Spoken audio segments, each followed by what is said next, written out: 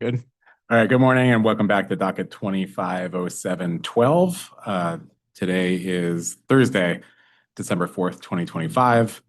And we are going to resume this evidentiary hearing. First, I'll ask the parties have any administrative matters before we get back into it. Morning, Mr. Chairman. We do. I believe we have several read-ins. How about it? Good morning. So read in A, identify the interrogatory response showing backup for the WICA asset management study. So that should have been in RRU 090. It inadvertently got missed for submission, and we have retrieved the backup as much as we could. So that is complete now. Thanks. Can I just ask, is that going to be or has already been filed as a supplement to RRU 90? Has not been filed yet. Okay, but is the plan to file it? Yes. Okay, thank you. Wasn't sure what the process was at this. Yeah, that can just be, I'm sure Attorney Bogan knows the drill, but that can just be filed as just a supplement to that interrogatory response. Okay.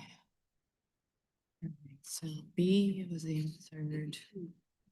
C, that's you. C.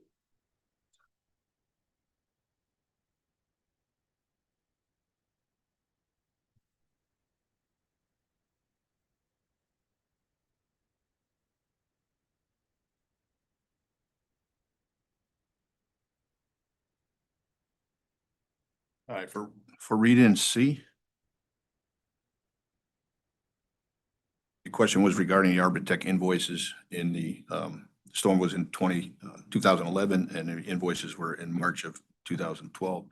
The work was done in relation to the storm, but not at the time of the storm. We delayed the removal of the trees and things that were taken down through the winter into the spring of 2012 in lieu of, and where it says residence or office and between two houses, they're referencing our 23 Oak Street, which is our old office building.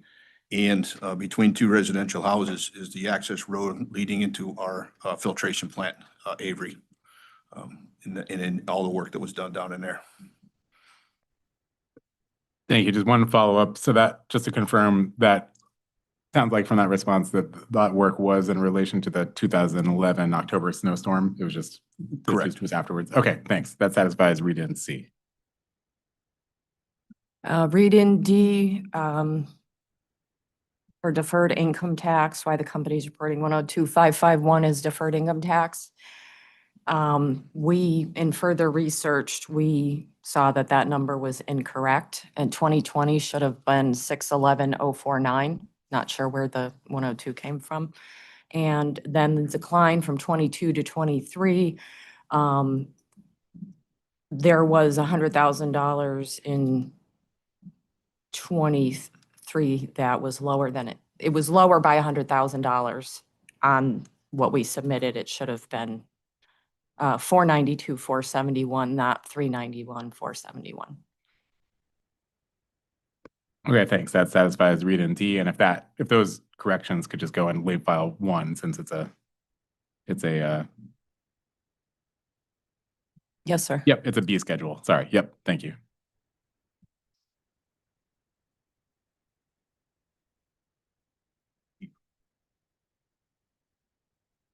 Oh, okay. Okay. I thought we answered read in E, but has the company filed its 2024 tax return with the authority? RRU 116B is the 2024 tax return. Thanks. Yeah, I did already have that once. Thank you. F, there was the answer. G. I have G. The next one I don't have is H. Would it be helpful if I just went through the list? What is construction work in progress? That's just an explanation. Can it? Okay. Would it be helpful if I just ran through a list of what I still have outstanding? Okay. I have H, J, L, well, L through R, so LMNOPQR. And then V, W, X, and Y. Those are the ones on my list that are still out there. Okay. So read in H, what is construction work in progress? Describe in general terms. It refers to the total value of all costs incurred for construction construction project that has begun but is not yet completed, including labor, materials, and overhead.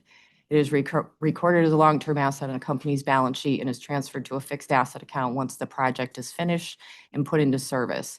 Since projects are still in progress with costs included in gross utility plant, cost of work in process incurred to date is shown in Schedule B 1.1 as a reduction in gross utility plant.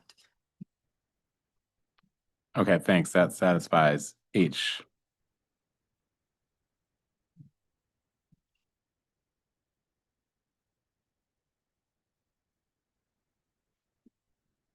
Is the reference to 1989 accurate in response to RRU 044? Yes, that is correct. Thanks. That was J. That satisfies that. Correct.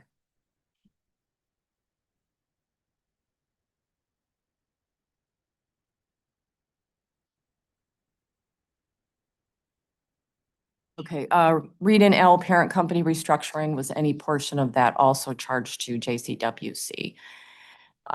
The dollar amount for this deferred expense is only the company's portion of the parent company restructuring costs. Related expenses for Jewett City were charged directly to Jewett City by the vendors. Thank you. So just for clarification, there was an amount allocated to Jewett City, but that's not in this deferral, right? Correct. Okay. Thanks. That satisfies L.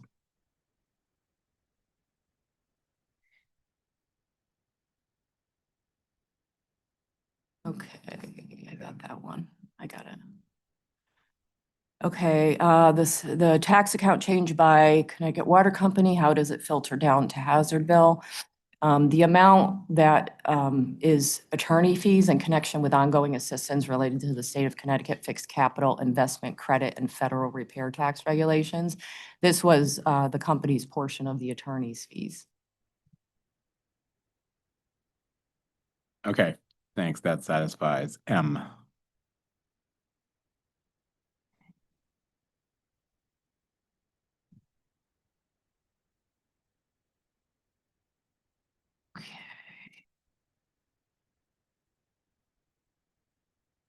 Okay, read in N. Reconcile, explain the pre-filed testimony that embedded cost of debt is 3.96, while D 1.0 shows interest rates for debt financing below 3.96. How did we get that 3.96 originally? Did the calculation incorporate anything other than D 1.0? Okay, so when we were reviewing this schedule, the capital structure as of 8/1/25, the interest expense was calculating on a full year and not 7 months. And so we recalculated the average face amount standing, and then we got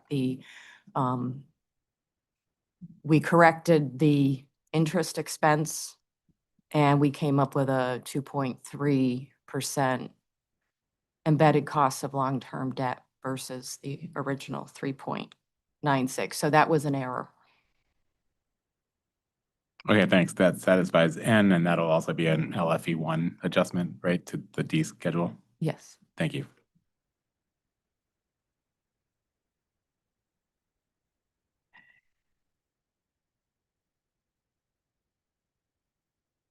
How does the company weigh potential added risk to the cost of long-term debt when entering interest rate swaps? Some of the added risks for the company would be if the company refinances or retires the debt early, you could incur early termination fees, the hedge not offsetting the debt fluctuations, or the fixed rate could become higher than future floating rates over time.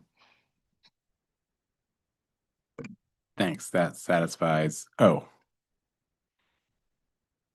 Okay.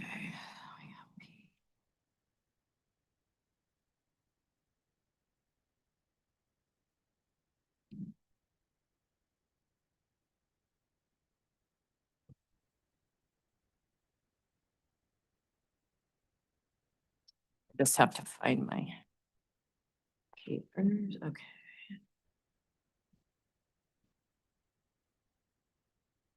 Okay, so it wants to, for each of the 3 times in the past 10 years, the company has secured debt, provide the amounts of debt secured and the date on which it was secured. So that information.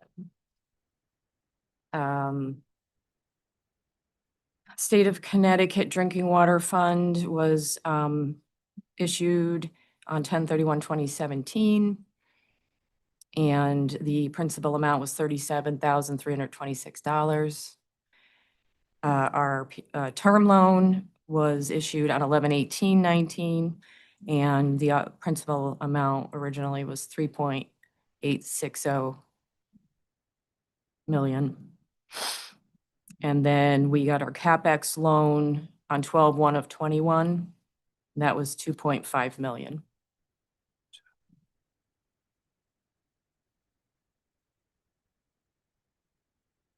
To add that those numbers were reported on the company's annual report for the year end 2024 on page 216.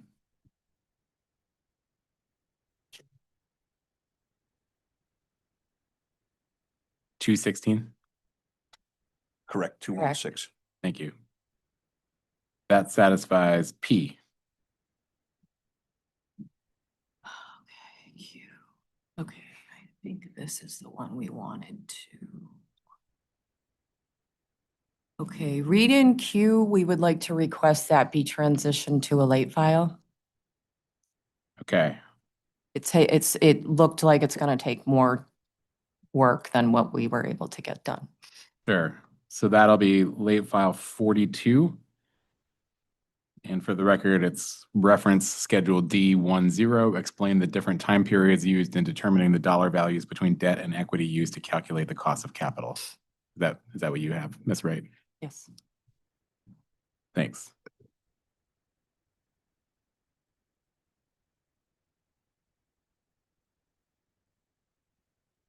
R.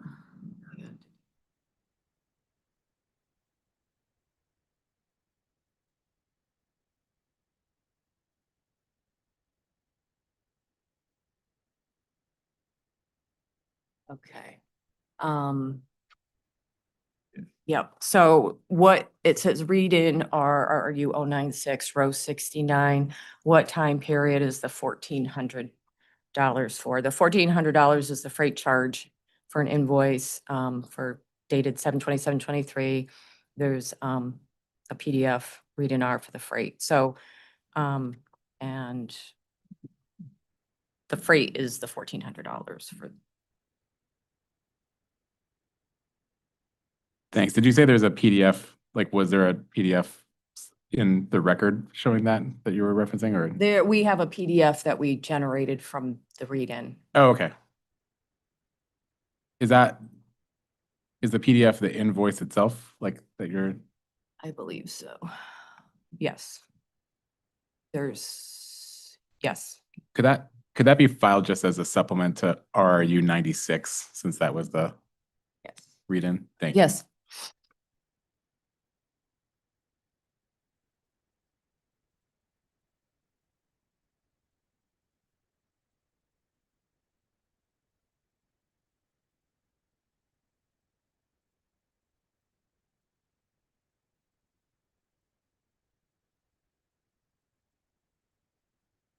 Okay, so the next one is read-in V.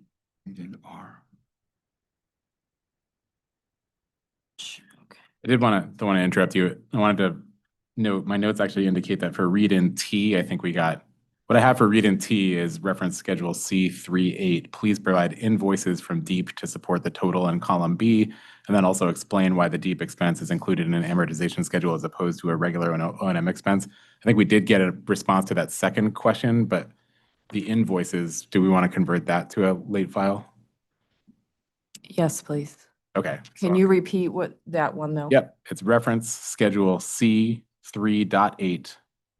Please provide invoices from DEEP to support the total in column B. And that'll be late file 43.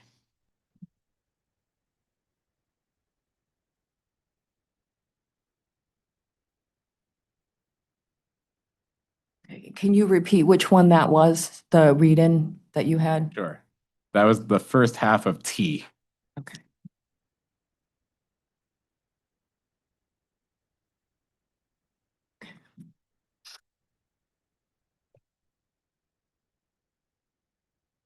Okay, so the next one should be V. Why not use the 5-year average for SCADA maintenance like the company did for maintenance of pumping equipment as proxy for rate year? Average 7210, substantially less than the current 11,133 figure used. So yes, we use the 5-year average for parts for maintenance. Sorry. We kept it the same as the test year.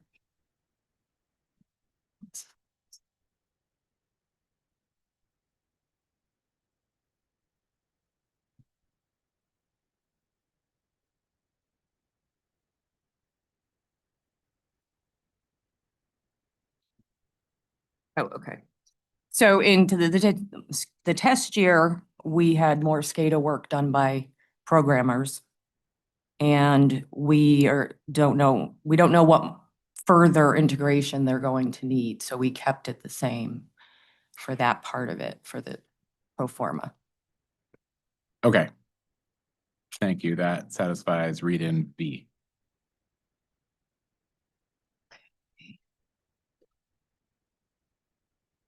Read in W, who are the individual board members for the Hazardville Water Company.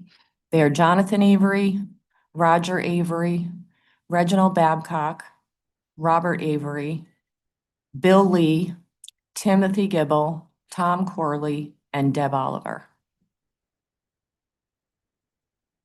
Thank you. That satisfies W.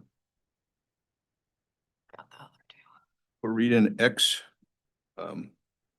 asking if the company can just get the top 1% and 5% of residential users.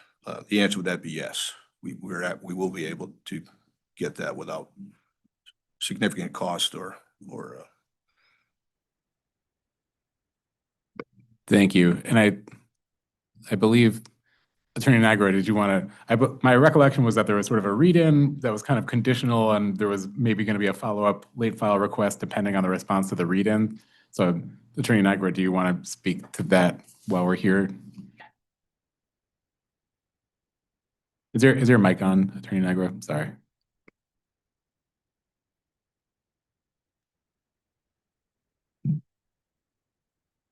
We talked about it a little bit this morning. The company is going to be able to provide us with a spreadsheet that shows the usage for that 1% and 1% monthly and quarterly. And if we could please have that submitted as a late exhibit. Sure. So that'll be a spreadsheet with showing usage for the top 1% and 5%, both monthly and quarterly. For residential consumers. Okay, I'll say showing residential usage for top 1% and 5%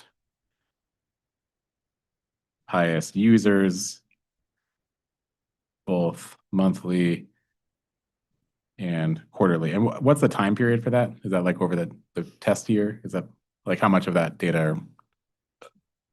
Could we do it over a I'm period? not sure we could do it for 2025, but we definitely can look back into the entire year for 2024. Could you do 2 years of data? How many years could you reasonably do? 3, 3? That'd be great. 24, 23, 22. Thank you. That's fine. Sure, okay. So I'll say for calendar years 22, 23, and 24. That'll be late file 44. Thank you very much. And I didn't mention this morning, but if the company has a proposal for that inclining marginal block rate that you want to submit, please feel free to do so. Okay. Thank you. Yeah, and just I guess as a matter of procedure, we would accept that in a brief, maybe like if as a position of the company, if it has a position on a proposed block rate. Thanks. And for read in Y, what percentage of bills are paperless?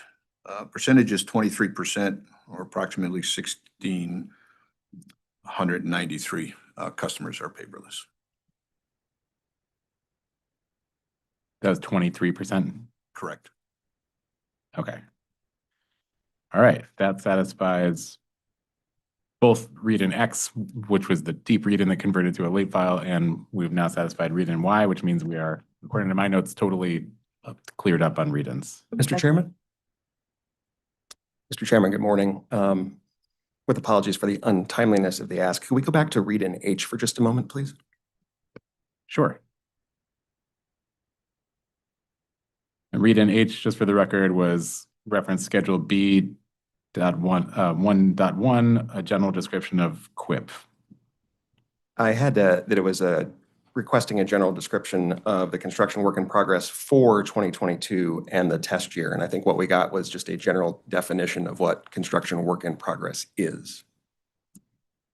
I also had that in my notes. I took the response to indicate that that was the general description for those 2 years, but I can ask that if my understanding of that's correct, or if there's further. If I may, just so that I understand, so that I can help the witnesses understand. Mr. Bowman, you're indicating that the response that was given this morning was kind of a definitional response as to what QUIP is, and you were actually looking for what were the components underlying those entries. Yes, sir. Yeah. So he's looking for, what was it? Not, here's what QUIP is, but. Maybe we could ask for a late file exhibit asking for 2022 and the test year for for a general description of the projects to which QUIP was booked. Does that make sense? Yeah. You said it better than I did. Yeah. That'll be late file 45. It's what, I don't remember what period it was. It's whatever was referenced in. And I'll say, again, please provide a general description of the projects to which QUIP was booked in 2022 and the test year. Sorry, Attorney Bowman, did that satisfy your? Yes, thank you, sir. Okay.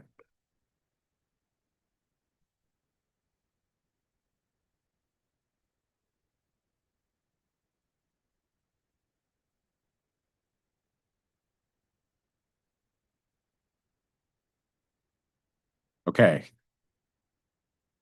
Does anyone else have any other party or the company have any other administrative matters this Nothing morning? from the company.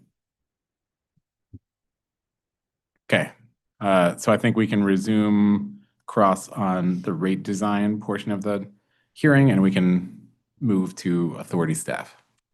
Thank you, Chairman. Good morning, Chairman and Commissioners, and good morning, panel. Thank you for being here, and Attorney Olson and Attorney Bogan as well.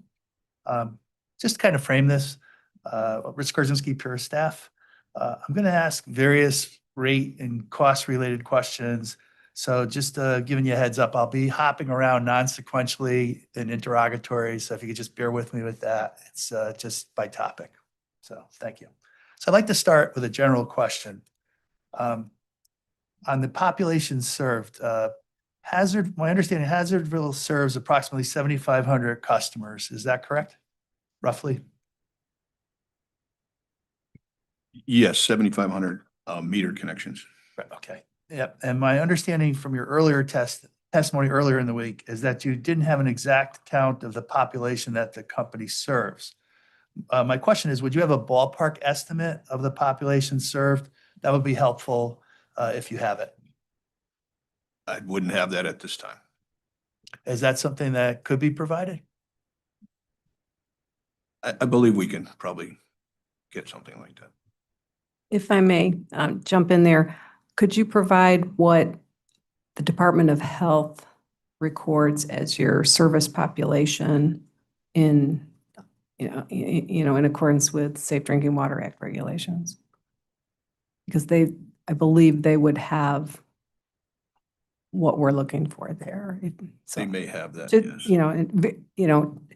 I would recommend looking at that and seeing if that reconciles with your understanding. Thank you. Chairman, late filed, I guess. Sure, so that would be, assuming that would be a late file, correct, unless the panel can speak to that. So that'd be late file 46, and I have, please provide an estimate of the population served, as well as any information reported to DPH relating to population for the purposes of Safe Drinking Water Act regulation, enforcement. Does that make sense? Yes. Thanks, that'll be 46.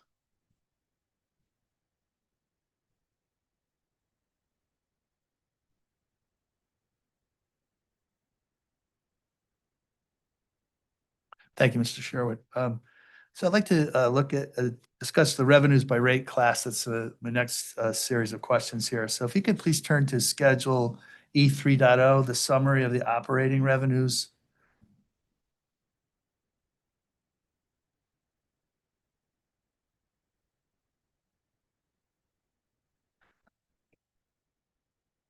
Can you repeat that, please? Which one? Sure, Schedule E 3.0, summary of operating revenues.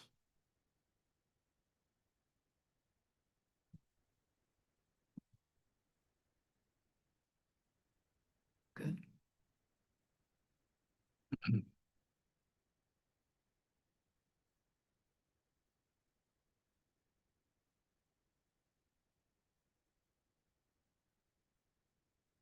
3.0.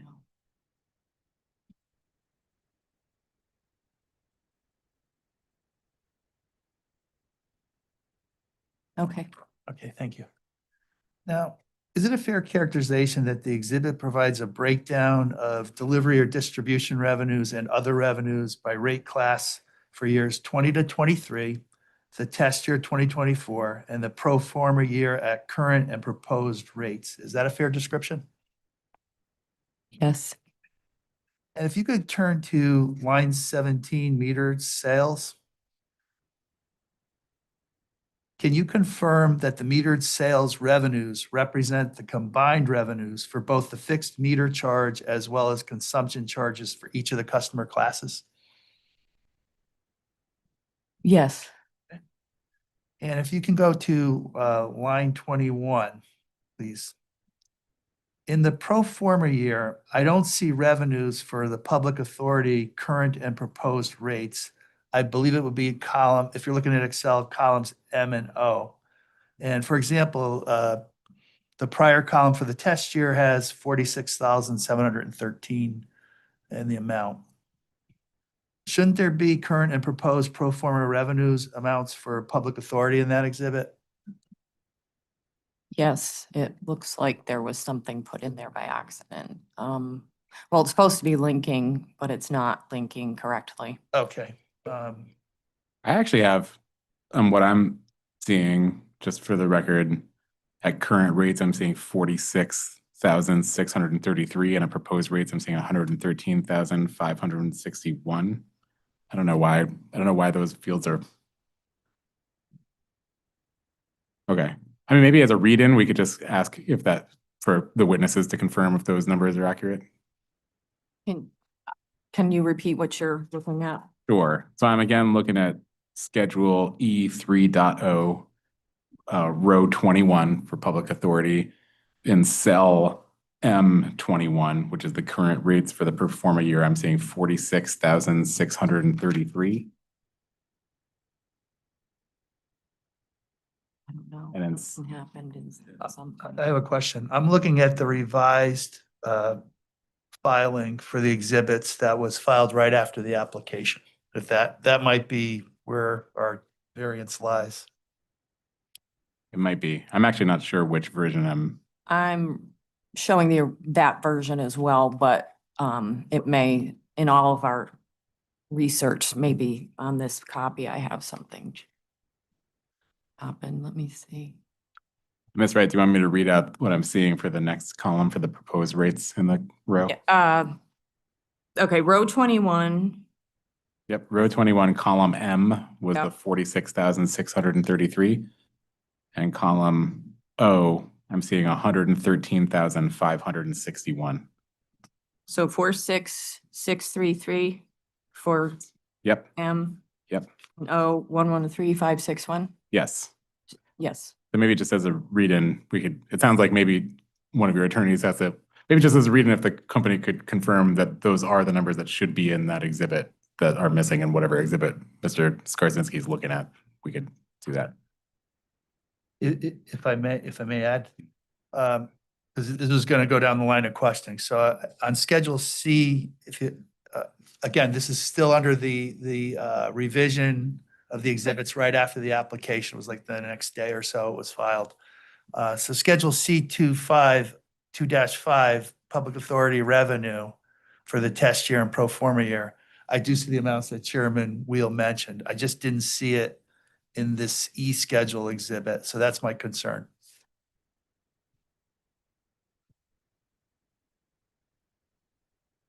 I'm wondering, I defer to you, Mr. Skarzinski. I'm wondering if it sounds like if we're seeing those numbers in a different portion, I'm wondering if this is just a late file one update and we don't even need a read in, especially because I'm seeing confirmation from the attorney's bench that they are also seeing these numbers. So does that make sense to you that we can just ask for a late file one update to make sure those numbers are filled in? That's where I was going with it, if I may, just to go Sure. off of that with one caveat, it's that I think is important. Does this oversight impact the company's proposed rate design because the metered sales revenues for the public authority are not captured in the E-Schedule 3.0? And I believe that would be, just to be more specific, if that is true, it would impact, I believe, Schedule E 1.0 that has all of the rates, the proposed rates. That's my concern. But Chairman, I agree that I was going to like an update to late file Okay. one as well, if need be. Okay, I think the most reasonable way to handle that would just be to request an update to Schedule E 3.0 in late file one and then confirmation. And this is sort of a blanket suggestion throughout all of the schedules that any update, there should be a confirmation that any flow through effects of that update are appropriately updated anywhere else they would impact the revenue requirement or the rate design. Does that make sense? Thanks. Thank you, Chairman. That you helped me out. That's moving the questioning along. So that's perfect. Thank you. Okay, apart from that issue, I have a general question on Schedule E 3.0. And if I'll just shoot it out here. And so this would be on line 68 of the exhibit. The pro forma current year revenues. And let me I'm sorry. So line 68 is the total operating revenues is what I'm looking at, just for the audience. The pro forma current year revenues excludes revenues collected from the WICA and RAM surcharge for the current rates. Is that correct? And if it is that accurate to say that the total operating revenue gap between what's currently being collected from Hazardville customers today is less than the variance shown in Schedule E 3.0? I know that's a mouthful, but what I'm trying to understand is, are the WICA and RAM revenues excluded in current rates versus current revenues and proposed revenues? Because the gap between the two would be different if I were to look at what's being collected today from customers. And I can restate that if it's unclear.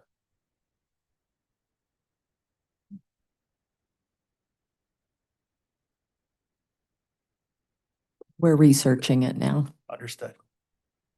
Thank you.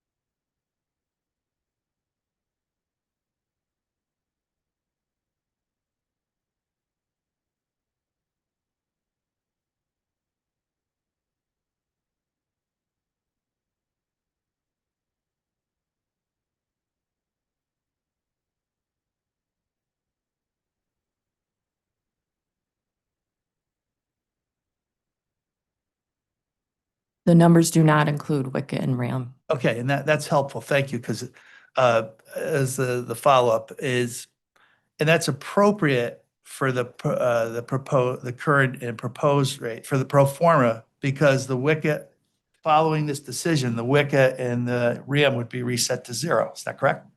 Thank you. I appreciate that. Correct. Okay.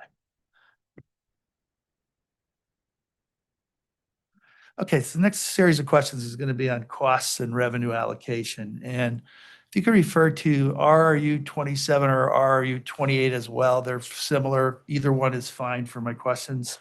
So I'll just wait till you get there, please. 27 or Or 28, either one. They're similar general questions.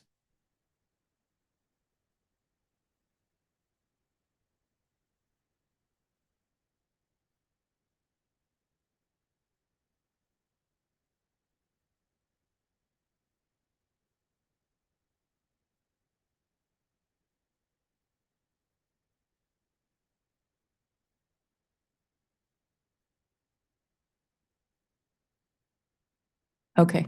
Thank you. In the response, the company affirmed that it has never been required by the authority to provide a cost study, and that it's very expensive to produce a cost study. Is that accurate? Yes.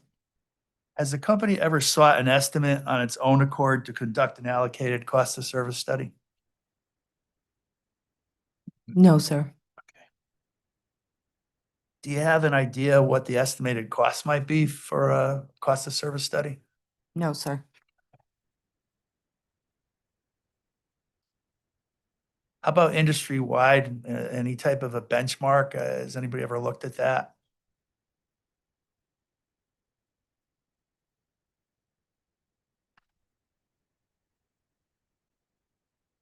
I believe we could look at one in industry, but not, To date, no, or yes or no? to date, no, we have not. Okay, thank you. And if you could turn to the response to RRU 137, please. This is on revenue allocation.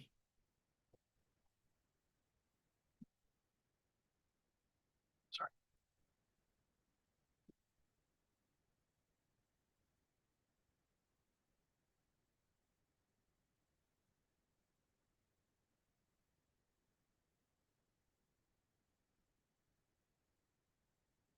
Okay. Okay.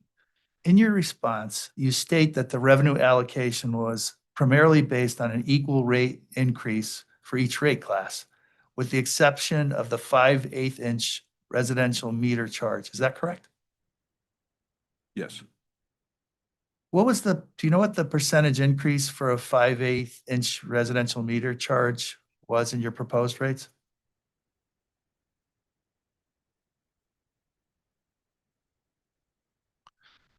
And I'm asking it just to frame this, if it helps, just to get an indication of the thought put into that from your response to reduce the impact of the increase for a residential, which my understanding 5/8 inch meter would be the primary meter size for a residential customer. Is that correct? I believe that's correct. Okay. I'm just trying to understand your rate design and allocation, why you lessened it. I think I get it from a customer standpoint, but just want to know what the percentage is comparatively.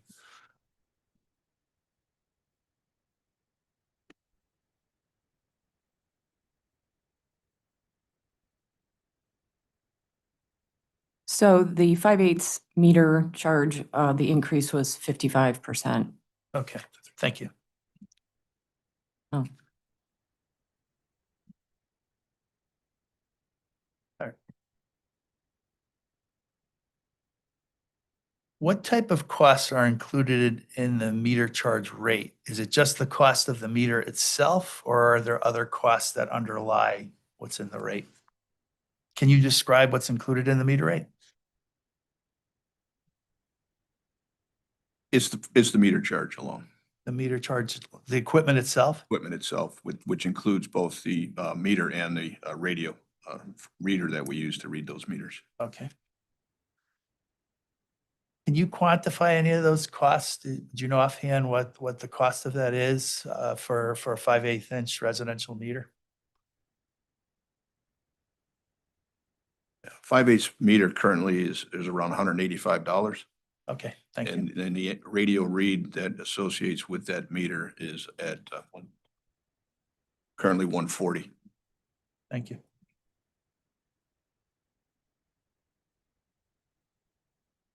This is a more general question beyond the meters. Can you walk me through the company's general approach to revenue allocation process step by step? Based on the response, you're saying mostly it was equally distributed. So just can you elaborate on the response, I guess, is really what I'm looking for, just so I get a better understanding of your approach, please.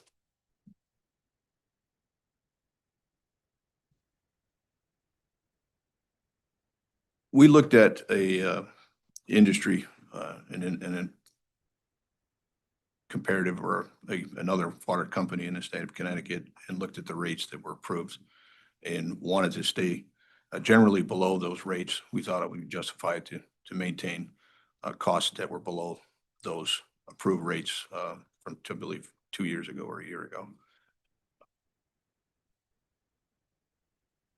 Sorry, Mr. Skarzinski, can I just jump in? I just want to make sure I'm tracking. Back to the meter service charge question, Ms. Wright, you gave a 55% increase. I'm also seeing that, but I want to make sure I'm looking at the right place. I'm looking at E10 row 12. I compared like the monthly and quarterly. Correct. Okay. That's what I get. And I did the next row just quickly. I saw that was like a 67. So is that what the interrogatory response was referencing when it said that it didn't want to, that it kind of artificially reduced artificially isn't the right word for it. My understanding from the interrogatory response 137 is that for the 5/8 meter charge, the increase was intentionally subdued as compared to the increases of other meter sizes. Is that correct? Yes, because that's our biggest class, and and that is a flat charge. Yep. Okay. So was and Mr. Skarzinski, I apologize if you already asked this, but that the kind of gap in recovery then from a redesign perspective, if like you're not recovering the actual meter cost from that class, you're recovering something less than that, so the remainder has to be distributed among others. Was that evenly distributed among the other meter sizes? Is that how that was resolved? For the most part, yes. Okay. Thank you. Sorry, Mr. Skarzinski, go ahead. No, not at all. Thank you. Just bear with me a second, because I think Chairman Wheel might have touched on my next question. Just want to read this for a second.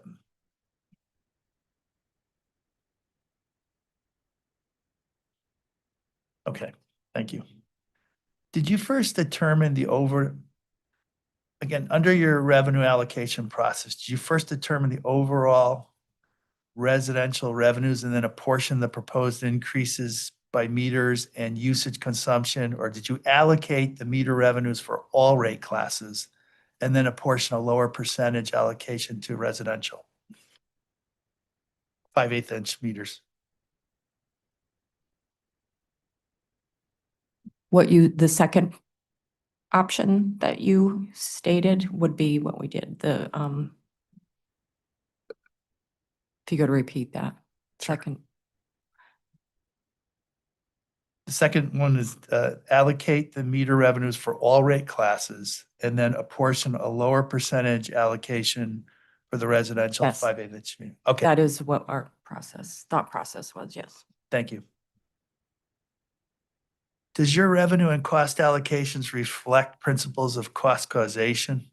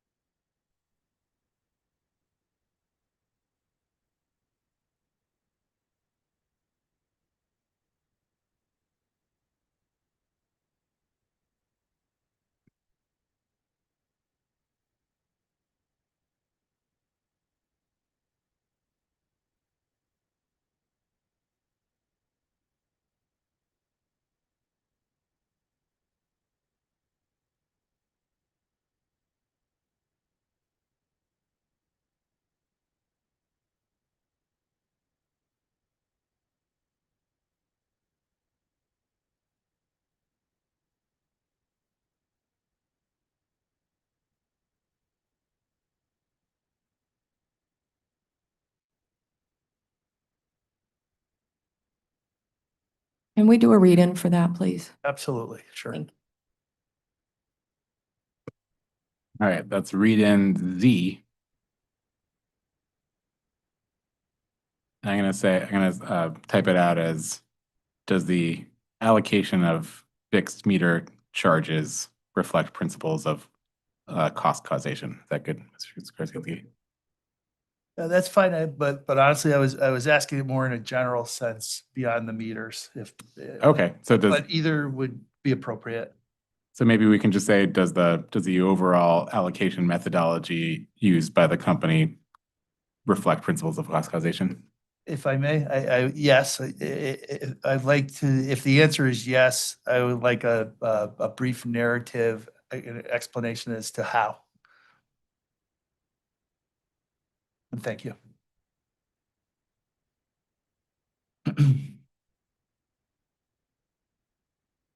Okay.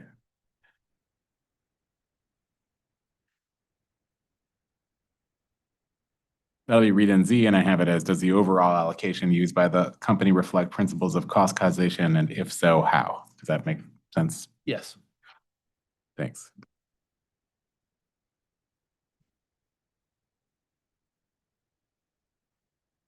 All right, if we can please turn to the response to RRU 136, and part A is what my questions will be on.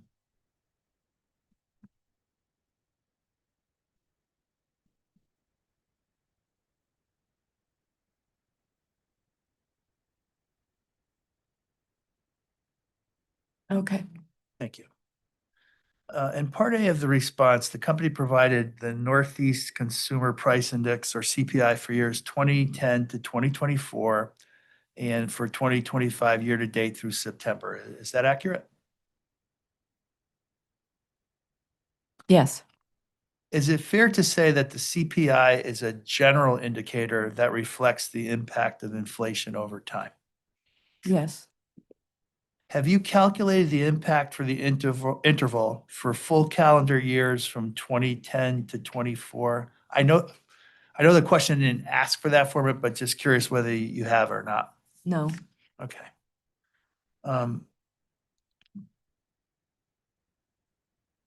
The answer was very responsive to the question. I did a calculation. I came up with 38.71%. And Chairman, I guess what I would like is another read-in, if possible, to get a read-in whether the company agrees with that. And that would represent the impact for the full calendar years of 2010 to 2024. I excluded 2025, just to see if your calculation is different from mine. Okay. I'm gonna say reference RU 136 attachment 1. And the question is, can you confirm that the interval, are you talking about like the percentage increase from the total from 2010 to 24 Exactly. is, and what was it? 38.71%. 38.71%. Okay, that'll be read in AA. Thank you. If you could refer to, if you're not ready, please let me know. I don't want to go. Go ahead. Thank you. Can you refer to RRU 138 response, please?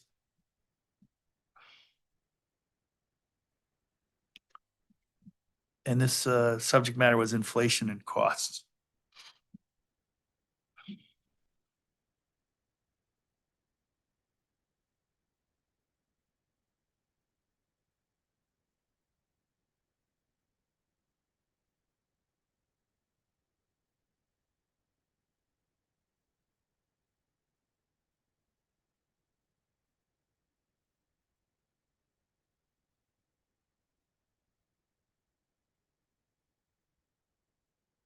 That was RRU 138. Yes.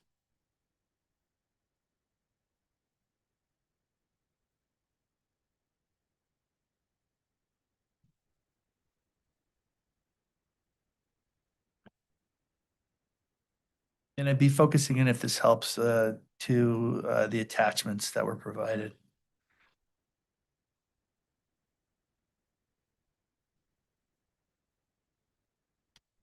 Okay.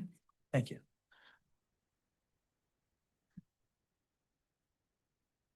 In this response, you provide examples of costs that the company has incurred where the inflation rate for these costs have outpaced or exceeded the CPI index.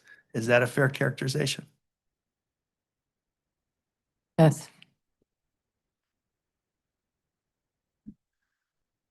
And the items are identified, that were identified were chemical expenses, curb boxes, and meter pits. Is that correct? Correct. Okay. If you can turn to attachment B, please. Which were for, sorry.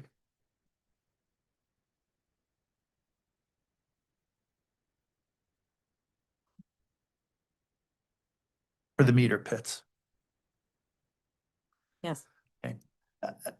And the invoices provided, they are for Jewett City Water Company and not Hazardville. Would you have the equivalent invoices? Would you be able to provide the equivalent invoices for Hazardville for the record?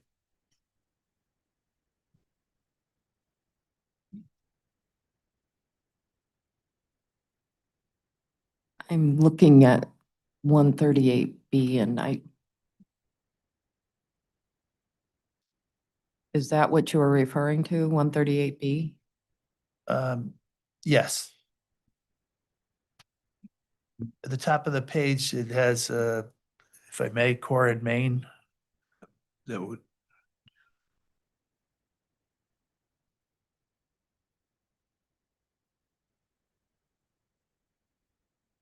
no, you're looking at the right one.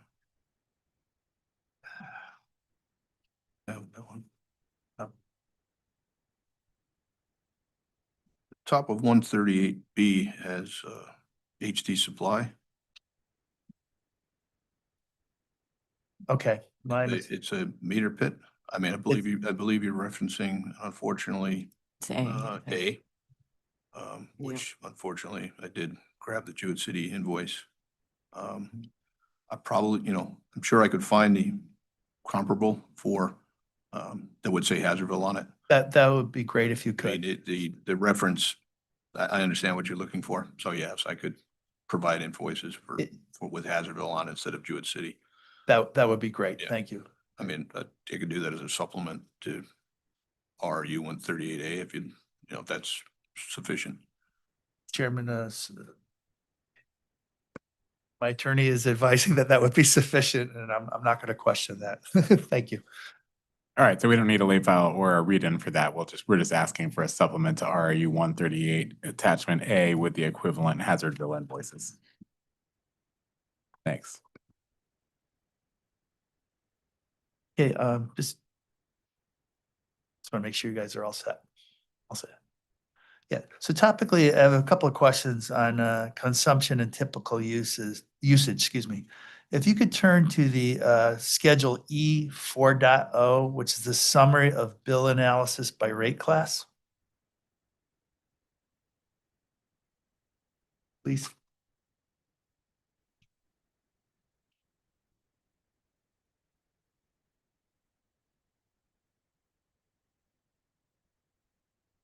Okay. I just have some basic questions just to understand the billing a little bit as well as the consumption. And I think this is a good exhibit to ask these questions. I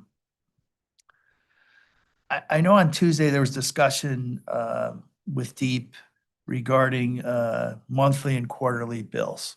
When the discussion went to inclining block rate possibilities.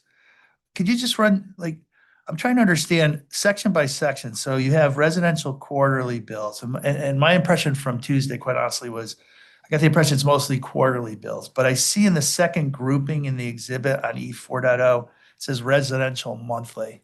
So is that an option for customers, or is it a specific subclass of residential that are billed monthly? Can you enlighten me? And maybe I missed it and you had explained, I apologize, but I just want to get clarification for residential billing. Is it quarterly, monthly, or is it a combination? And whatever light you can shed on this would be very helpful. Yes, about a few years ago, the company looked at some monthly billing for commercial accounts. And then we had already tried the application of monthly billing with our sister company. So we then looked at monthly billing of residential, which are mostly, if you want to consider transient or rentals. Those tend to have a tendency to, unfortunately, with the way the shut-off schedule would go or something, those people could be gone before we were able to affect any type of recovery in what they would owe us for water. So we took our residential customers that were mostly renters and transitioned them into monthly accounts along with the commercial. So we have commercial monthly accounts and we have residential monthly accounts. If a customer requests to be on a monthly bill, we will certainly do that for them. And we have a few of those customers that have requested to be on that monthly cycle. Okay, thank you. That's very helpful. Would you be able to provide a supplement to this schedule that could quantify by the subgroups the number of customers? Would that be challenging or is that doable? Yes, we could provide a supplement. And thank you for that. And to be fair, the residential is really what I'm interested in. So that if you were able to do that, that would be very much appreciated. Thank you. Are you, just so I'm clear, residential monthlies, or do you want all residential number? Each of the, yes, I'll clarify, thank you, is the first three groupings, the residential quarterly, a total, regardless of the meter size, just the total customer count below it if you visualize it, and the residential monthly total, and also the Rye Hill customers too. That'd be great if you can do that. Thank you. Now it's just a supplement. Mr. Skarzinski, is that a supplement to Schedule E4.0 that you're asking for? That would be fine. If that's easier, that's fine by me. Thank you. Appreciate it. I'm actually thinking maybe the easiest way to do that is within late file 1, since this will reappear there, to just add a column or something that does that. That's perfect. That's what I was gonna ask. Okay, thank you. Thank you.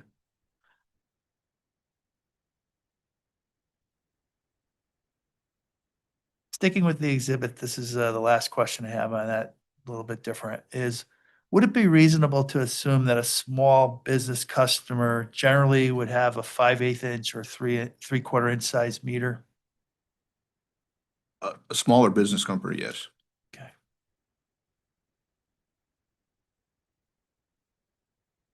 Okay, thank you. I think we'll pass this exhibit. If you could turn to the response to RU 29, please, and also with the questions, also Schedule A 4.0, please.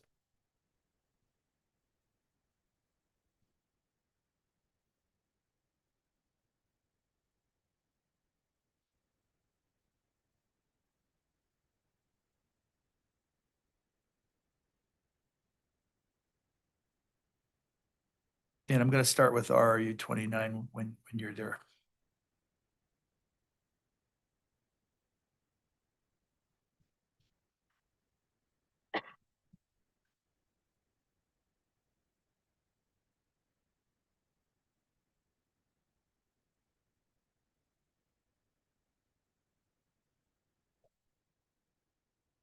In the response to RU 29, you state that the company used the range for the most bills being issued to customers for that rate class. Can you explain or define the criteria for the rate that determined the range of the most bills issued? Like what did you use to determine what an appropriate range was? Or if this helps, if I may, or if you can point me to the schedule used and identify that range for the residential rate class, that would be fine too. Either way.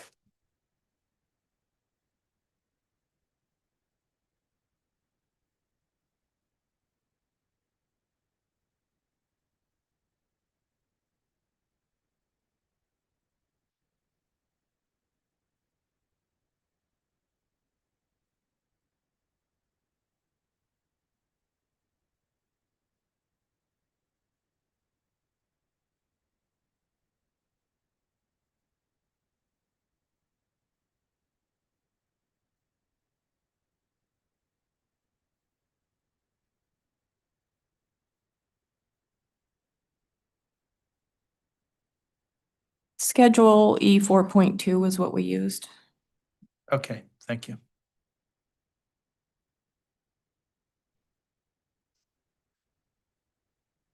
With me a minute, please.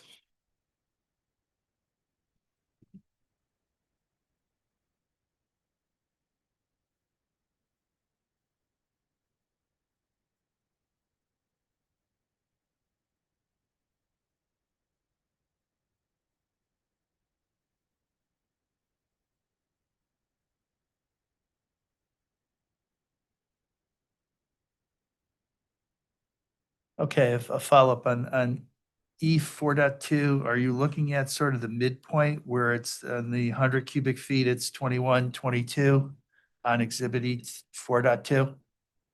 I believe that's correct. Okay, that's helpful. I appreciate it. Thank you.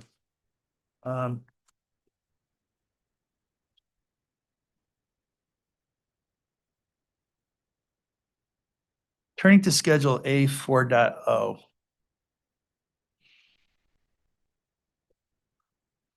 For the larger meter customers in Schedule A 4.0, and I'm sorry, are you at 4.0 already? I apologize if I'm jumping ahead.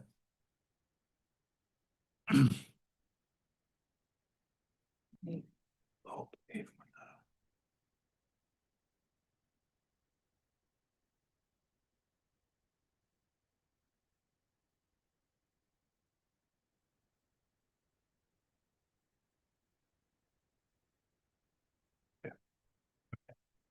For the larger meter customers in Schedule A 4.0, use an average of 1,000 cubic feet and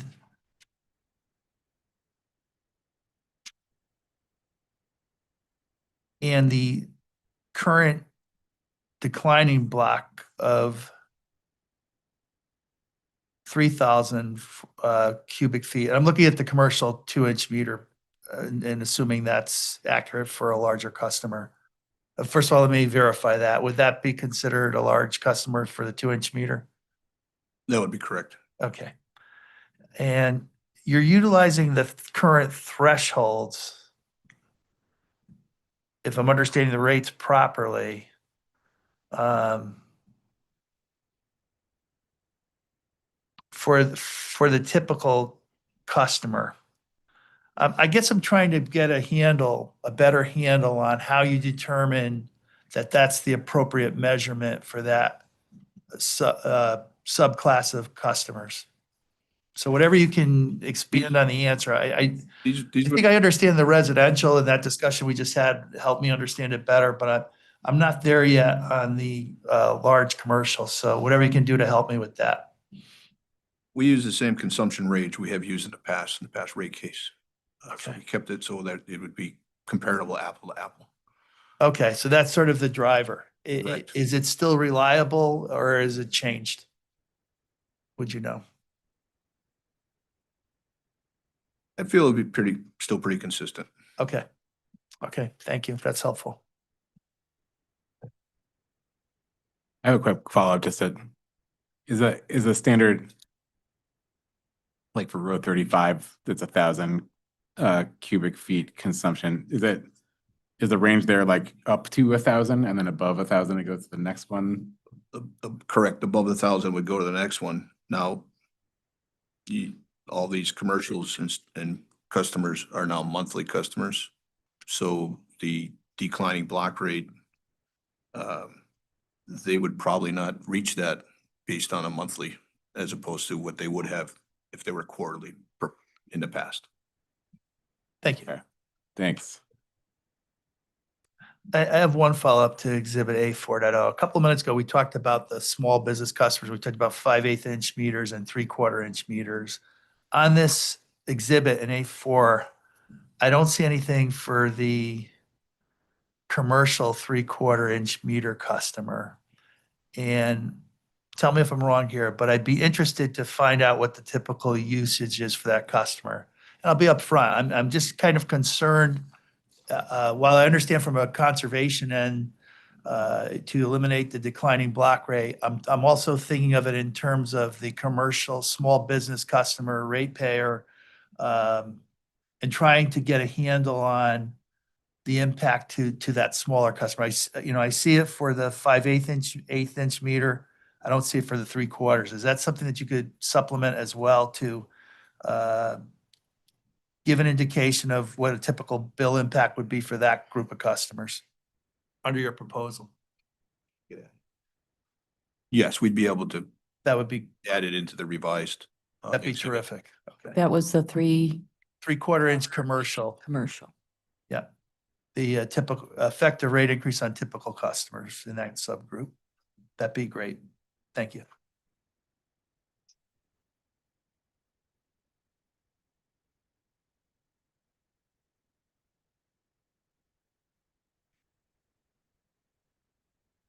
Chairman, I need a clarification. I got ahead of myself. Thank you, Mr. Bowman. Would that be part of the LFE one? Yeah, I mean, that works for me. I think that was a mutual understanding is that Okay. if we're, We're weaving through it. I'm sorry. I'm not trying to give you a hard time. I'm just trying to make sure it's as efficient as possible for you, but I appreciate the effort to supplement as we go along here. And I think we're kind of gotten through a lot of it. Can I just have a description, just so that I know what we're doing? yeah, well, I'll give it a shot, Mr. Skarzinski. Correct me if I'm wrong, but it would just be to add within late file 1 to add to Schedule A40 the same data that's already provided, but with respect to 3/4 inch commercial customers. Is that right, Mr. Skarzinski? Absolutely. Yes.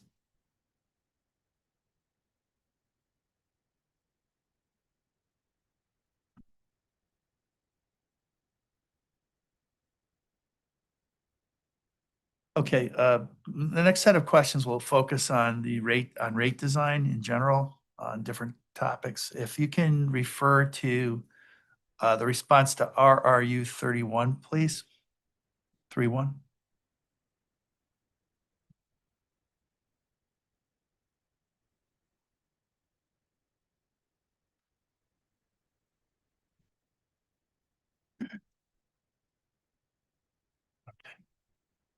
This question addresses the company's proposal to eliminate the declining block rate for non-residential customers. Can you just clarify whether you intended to say discourage excessive discretionary water usage? The response states excessive non-discretionary usage. Just want clarification for the record. I'll put it out there. The reason I'm asking this question is because when I think of discretionary, I have the discretion to use it or not versus non-discretionary is the basic need. I just want to make sure that I'm actually accurately understanding your answer. Should it be to discourage excessive discretionary usage? Yes, you'd be correct. Okay, thank you. That's fine. If you could turn to the response to RRU 34, please. And I'll be looking at page 2 in the response.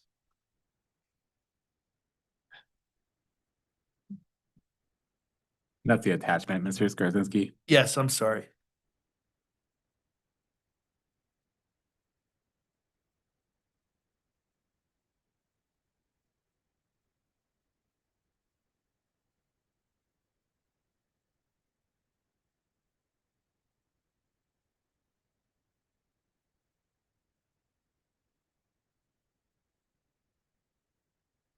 And it's schedule E1.0.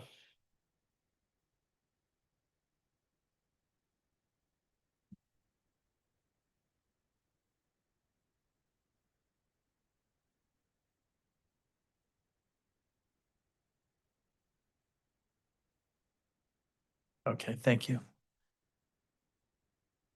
Just to frame this response and the attachment we're looking at, is it fair to say that the response reflects the percentage changes between the current and proposed rates for meters, consumption, and fire protection? Yes. Okay.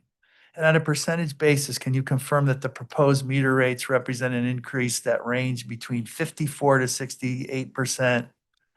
And that the proposed, I'll pause there. 'Cause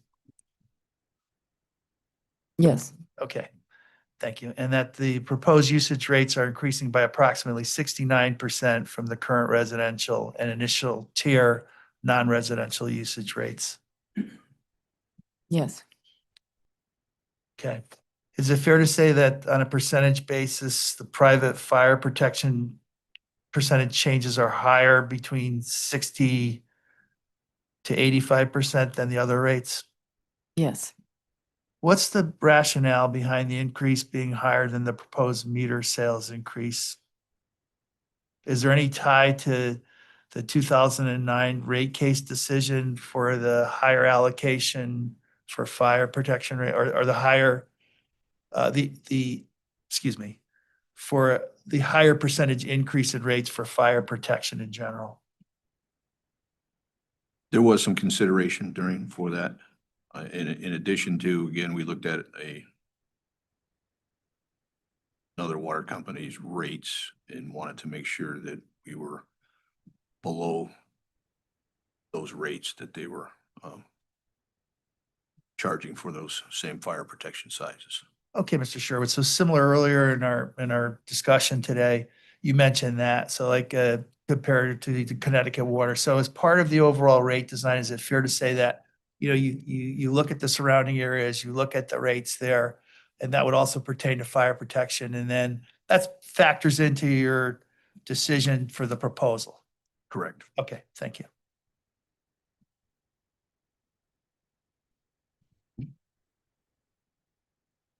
Just Go ahead. Mr. Skarzinski. Apologies, I have a quick question. Oh, I'm sorry. No, they still haven't plugged my microphone in, so.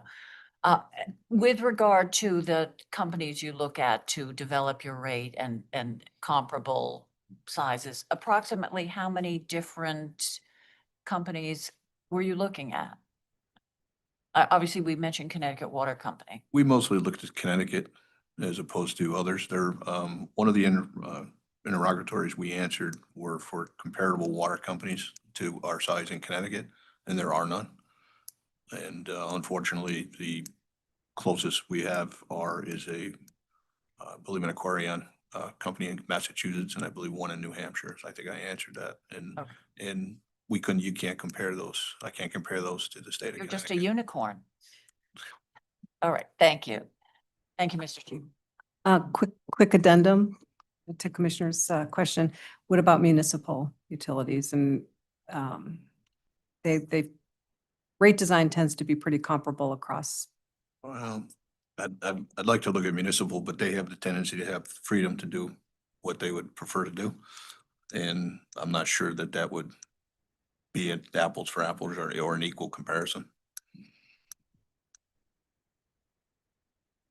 I'd suggest that I suggest that's largely true. That's a good point on revenue requirements, but rate design, you might see more comparability. So in terms of our cost allocation and rate design, everybody wrestles with that, and it's a policy issue in many respects. So thank you. I'm gonna jump in with one, hopefully it's the last interruption, Mr. Skarzinski. Just for clarification, I was actually gonna ask this before. You made a couple of references to another water company's sort of recent, just for the record, are you referring to the rate design decision in 230832, which was the most recent Connecticut water rate case? Yes. Okay, thank you. Okay, thank you. Going back to Schedule E 1.0, do the current rates in the response and the attachment you verify that they do not include the current WICA and RAM surcharges that Hazardville customers are currently billed for today? Is that correct? Correct.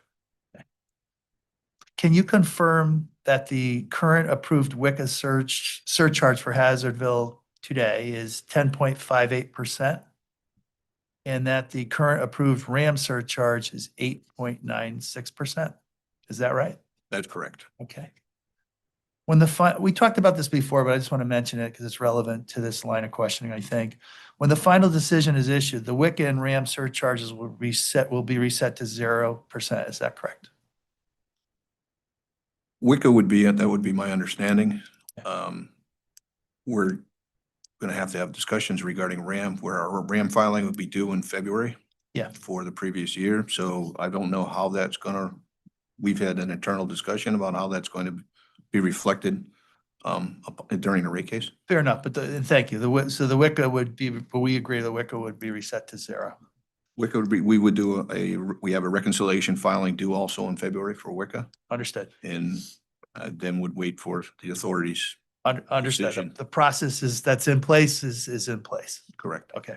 Can I just ask a follow-up for clarification? I mean, correct me if I'm wrong, but kind of conceptually, the RAM resets to 0, for lack of a better phrase, every year, right? Like, because you're reconciling between authorized revenues and actual revenues, and then you're starting over again, but then at the end of the following year, you do it over again. Yes, so it just changes every year. It's Right, so based on the calculation, so. right, so I guess I'll ask, like, is it the company's view that the upcoming February RAM filing would be reconciling? I mean, I guess the question is the ambiguity as to like what authorized revenue requirement to true up revenues to, if there's like a split between the time period you're measuring? Or is the question just whether this coming February RAM filing will reconcile to current rates? And even if a new rate order is kind of being considered here? Again, I believe that is a discussion for the authority. It will be filed at the end of February with potentially those rates change April 1st. Yep. With the decision not being due until May 1st. Okay. We're a little bit, So the confusion is with respect to like what I would refer to as like what we would be setting the contemporaneous rate at, because like when you set the RAM, you're guessing essentially like what you set a forward-looking rate that you're trying to hit at the end of every year, right? Like, so you're trying to guess sort of where the recovery is going to land at the end of the period. So the question is sort of, how do we do that in February if we don't know what the full actual authorized revenue requirement in the future rate period is going to be? Is that correct. okay? Thanks. Okay, thank you. If the WICA and the RAM surcharge percent impacts that customers are incurring today were included in current rates, would that provide a more accurate comparison today to the proposed rates that reflects the actual bill impact of Hazardville customers today of the proposed rate increase to customers? Because they're paying in the schedule, I get it. You have the rates, the proposed rates, but we already covered that it doesn't include these surcharges that are in existence today. So where I'm going with this, and I appreciate the earlier discussion, is I want to see what the bill impact would be inclusive of today. If I'm a Hazardville customer, I'm paying these surcharges today. So the percentage shown in the exhibit represent just the rates, the bare bone rates, right? That percentage is going to change in reality of what I experience as a customer with billing today. Is that fair? Maybe I'm saying it vague. Please come back at me if I am. No, I believe you're correct. Okay. The rates that are shown in the exhibit are without RAM and WICA currently. Okay. Chairman, what I would like to request is a late filed exhibit that shows the current rates inclusive of WICA and RAM surcharges, the percentages, compared to the proposed rates with the percentage change in the rates for each element. And if you can use a similar format as Schedule E 1.0 from RRU 34, that would be helpful, if that's possible. I'm sorry, which schedule? E 1.0, the one we're looking at under RRU 34. And thank you. Yeah, just 1 second. I'm typing that out. Sure. And I was going to ask what the title is. It'll be late file 47. No, I was looking for, I'm sorry, Mr. Chairman, the title. Yes, current comparison of current and proposed rates with WICA and RAM included, with current WICA and RAM included. Got to be shortened. Yeah, that's what I was working on as the title. Revise this, just put that into one. You know, would it be easier? How about this? Reference RRU 24, Schedule E10. Please provide a comparison of current and proposed rates using current WICA and RAM rates as proxies. Does that make sense to you? Yes. Could we just add that data onto that schedule? That's fine by Submit. me. You mean Schedule E10, like in the original filing? Yes. That's also fine. I mean, I think Mr. Skarzinski, you were asking to modify the sort of already modified version of the schedule provided in the interrogatory response. Would you be okay with them just doing that That's, yes, in the, okay. yes, exactly. So actually, with that said, I defer to the company. That could be just another late file one adjustment because it's sort of similar to what we've done before. It's just sort of adding essentially new hypothetical data. But I also recognize, I don't know if you'd want to do that because this is adding assumed numbers. I don't know if you'd want to kind of intermingle this assumption with your updated requested revenue requirement. That would be the concern that I would have. Okay, so let's leave it at late file 47.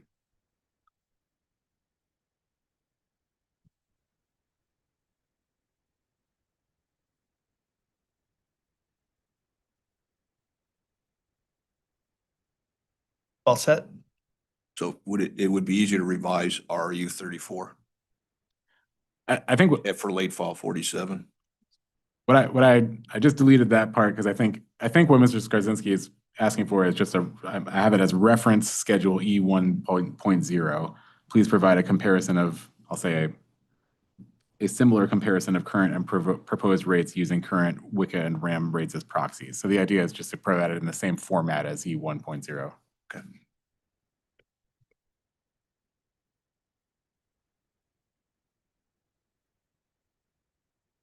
I'm all set, Mr. Skarzinski. Okay, thank you. If you could turn to RU 35, please. Connecticut water rates.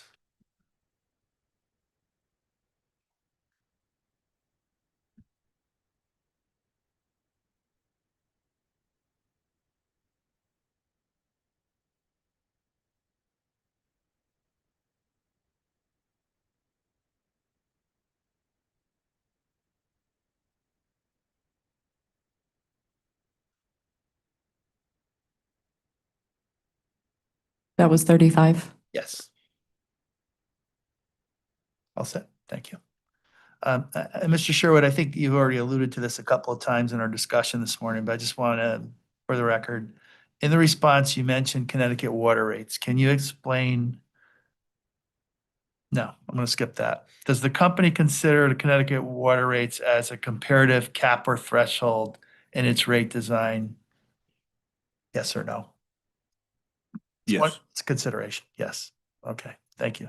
Is that a primary driver of the rate design? No. Okay, thank you. If you could turn to the response to RRU 33, please.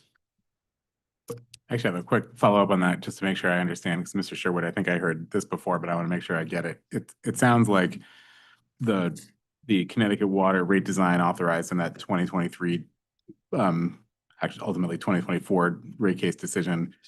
What the company did, as I understand it, was took a look at sort of where you were landing with respect to rate design and used the Connecticut water rates as sort of a benchmark to see, does this exceed sort of what's charged to equivalent Connecticut water customers? If not, you use that as a guide to suggest that that was appropriate. Is that a good summary of how it was used? Yes, that would be good characterization. Okay, thank you. Okay, we're at RRU 33. Okay, for the Rye Hill metered customers, there's no rate increase because their rates are based on the authority-approved rate for Connecticut Water Company customers. Is that correct? Correct. Okay. What about fire protection rates for Rye Hill customers? Are the fire protection rates for Rye Hill customers unique, or are they the same rates as non-Rye Hill Hazardville customers? Subject to check, I believe they're unique. We pay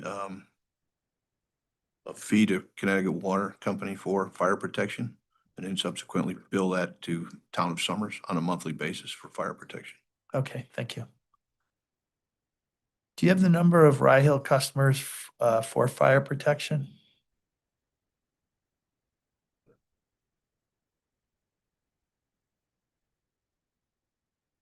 There's approximately 148 customers in the Rye Hills system. Okay, thank you, that's fine.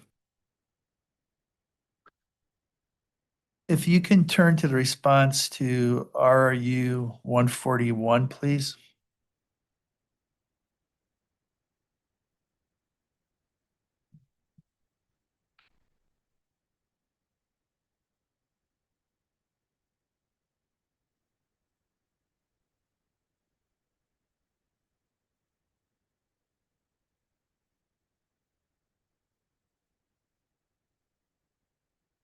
And just to frame this, these next set of questions are related to the interrogatories that we asked in the later rounds that were beyond the company's proposal and rate design, looking at different possibilities.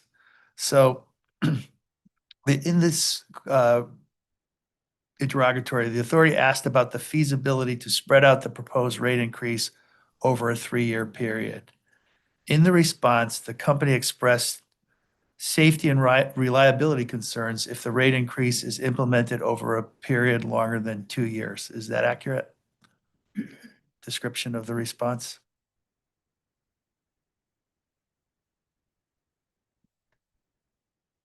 Yes, Is the company open to a potential phase-in rate increase over 2 years to reduce the customer rate shock yes, under the proposed plan? yes. Okay.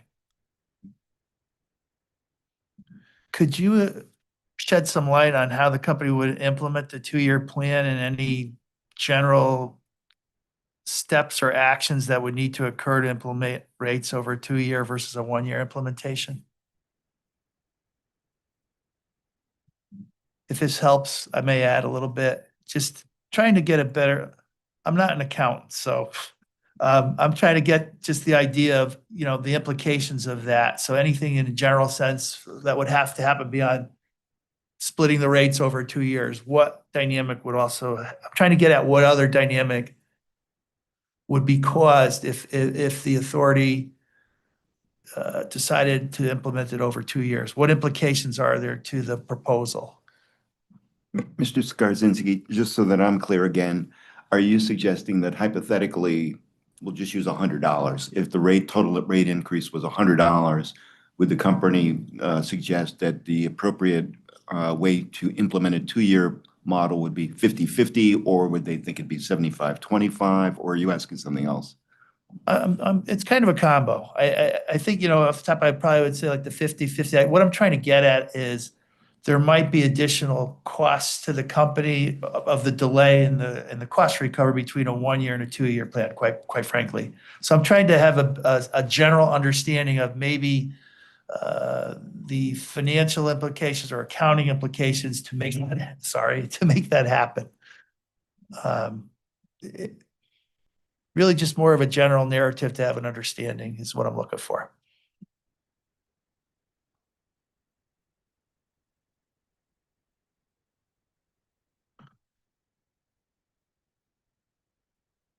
So the less time you allocated over we're spending money, but we're not getting reimbursed at the same rate because it's split over years.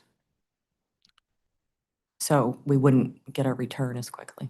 Understand that, it's respectfully, but would the company incur like carrying costs? I mean, going a little bit out of my element here, but I just, I understand the concept that you just said, of course, but beyond just a straight recovery split in two, help me understand any implications beyond what you just said that the company might seek if we were to implement it over 2 years.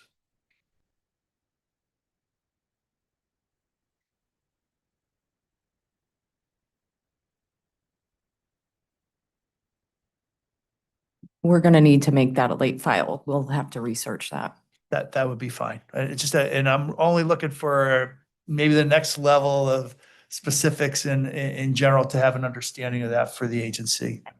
I have a follow-up if I may. If there were that staggered increase over 2 years, would that affect your ability to make any necessary investments in the system that are predicated upon an immediate rate increase? And I'd be interested in that being included as well. Thank you. Can you just repeat that, please? Should you not be able to implement the rate increase immediately over 1 year, are there any planned projects that would require the increased revenue from the increased rate that you would be forced to delay? And that might have an effect on your ability to run the system safely and effectively? All right, thank you. Apologies. Oh, not at all. Thank you. I'm gonna put that as late file 48, and here's what I have typed out here. Please provide a hypothetical analysis of amortizing the company's full requested rate increase over a 2-year period. Does that first part make sense to the company? And please include any analysis of any impact to the company's capacity to provide safe and reliable service.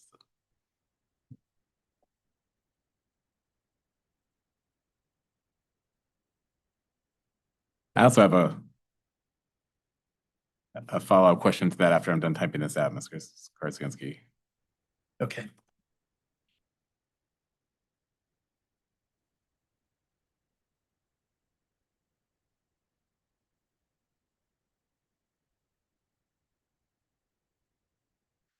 And I guess my follow-up question maybe can be just addressed in the late file, but I liked where Attorney Bogan was going.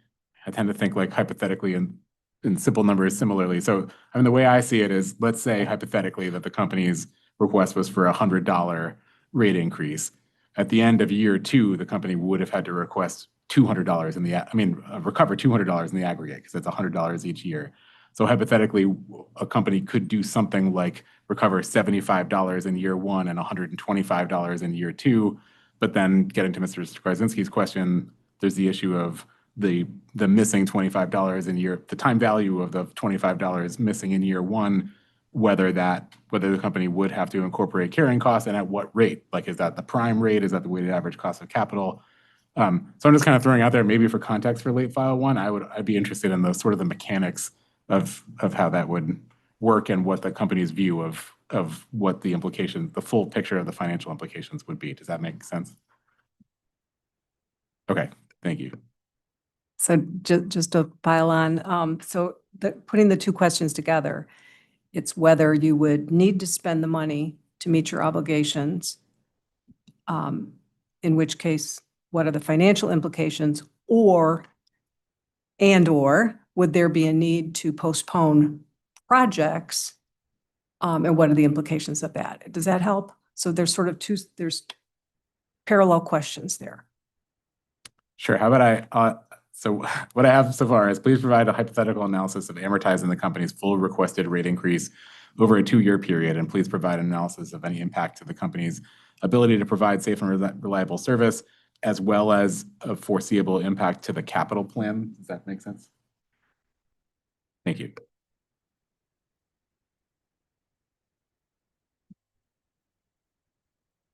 Capital plan or operating expenditures. Yeah, that's what I Okay. got when I combine what Commissioner Cheeseman had referenced and what you just referenced. It's any capital investments or ancillary impacts. You just identified one, which is, carrying costs, flotation costs. I have to think about those things. Okay, I added and/or ancillary impacts. This is going to be a kind of a mess of a LFE question, but I think everyone kind of gets what we're looking for. Thank you. Okay, Phil, you could please refer to the response to RRU 139 And the subject matter on this is inclining block rates.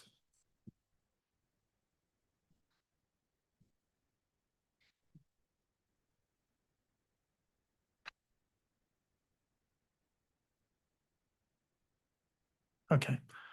I just want to, I know there was a lot of discussion on Tuesday with Deep regarding this topic, so I'll try to make it brief because they covered a lot of territory.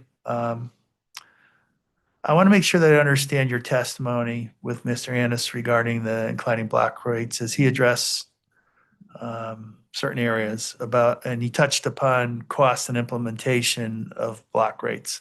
But in this response to RU 139, you stated that a tiered system is relatively easy to implement. Is that correct? Yes. Okay, thank you. I guess what I want to understand is better is in terms you mentioned possible the necessity to obtain software, additional software to make certain things happen. I want to the extent you can give me an idea of a timeline that it would take or costs that you might, I know it was already asked in an LA file, but just in a narrative response,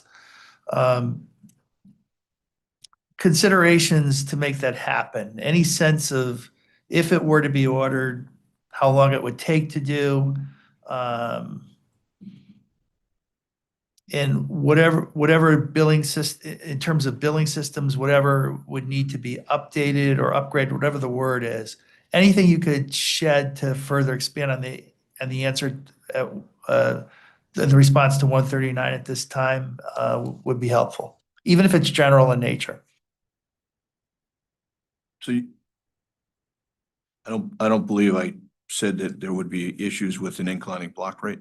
Okay. An inclining block rate would not be an issue for us to institute in our billing software or anything. It's just a matter of plugging the numbers in. Okay. There's no additional software required. We were doing it with a declining block rate previously. Okay. It would just be reversed.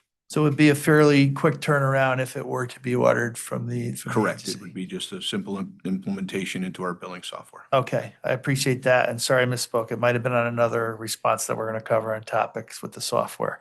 Let me just think.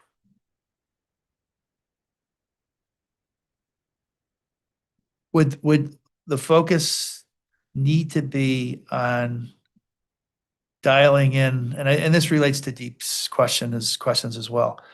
It would be dialing in on an appropriate threshold, balancing what the second tier inclining threshold will be. Is that fair to say that most of the focus or legwork would have to be on trying to dialing in an accurate second tier or premium block rate? If it was strictly residential, not necessarily. There's just a simple institution of a number of which at this cap number, the new rate kicks in. Okay. So there's really no major implications. Can you shed a little light on your territory in terms of, so we dealt with inclining block rates in Aquarian, and if I recall, it was almost like data was clear that certain parts of their territory, lack of a better word, may have been more geared towards excessive irrigation. They might be affluent areas with large estates, that type of thing, versus other areas of the region. So could you, I'll reel this in, and I'm sorry, is for Hazardville, can you just give me a sense of what it looks like? I know you touched on Tuesday about the change in the months, that in September, this was a dry summer. You saw water consumption increase in September.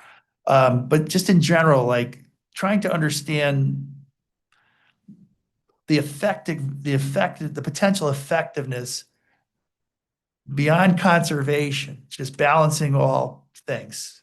The large family might have more than normal use for a residential 5/8 inch residential metered customer. I believe at one time the declining block rate was probably used more to encourage commercial development. Mhm. And at one time, the company had a number of large commercial customers. We had Lego, we had Midwest Vaco. They use a considerable amount of water. They have now left. And most of our customers are residential. We do have a smaller commercial base of, I'd say mostly retail stores or things like that of such. We did at one point have a large use of irrigation for irrigating tobacco fields, as Enfield is shade tobacco territory. That has declined and dropped off significantly with the reduction of people smoking.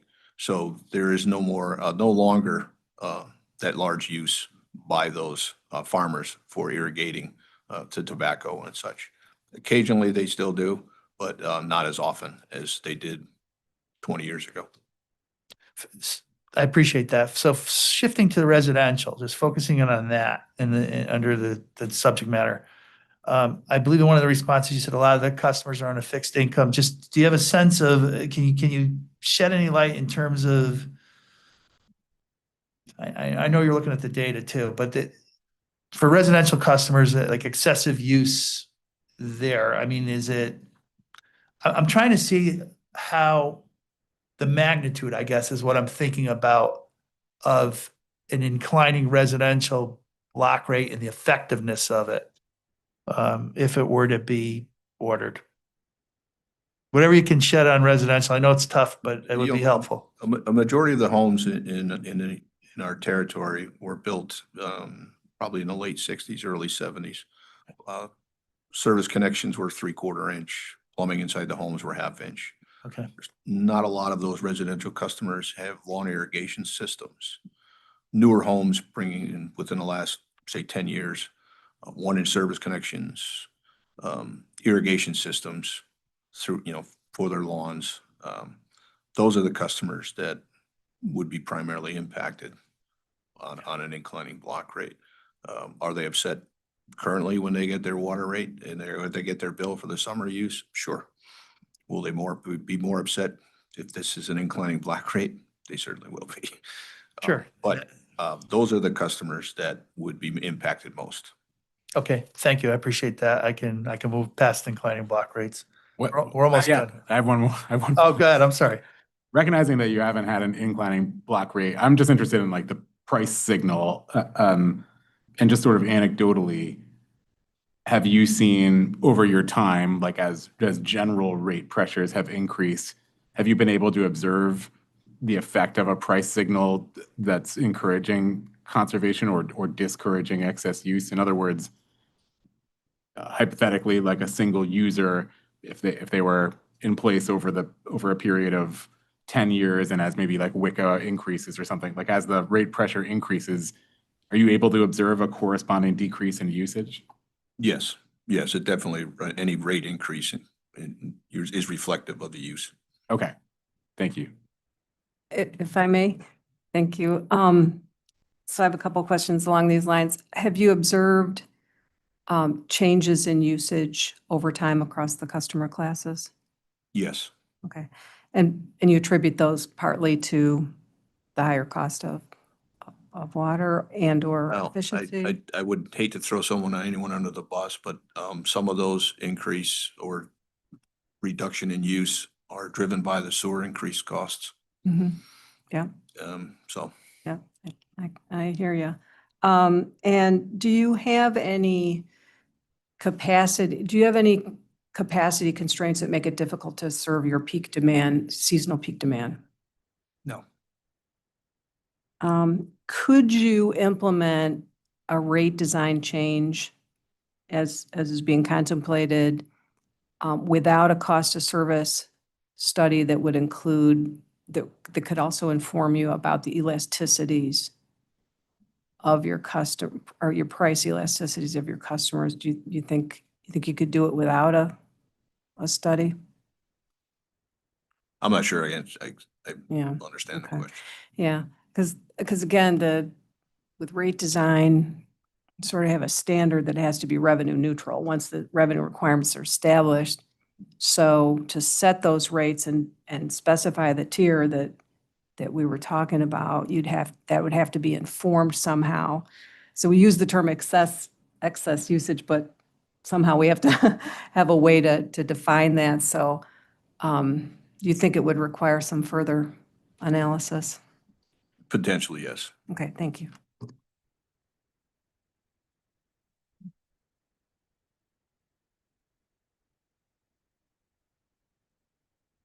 Is everybody all set? Okay. If you can turn to the response to RRU 140, this question was related to pros and cons of seasonal rates.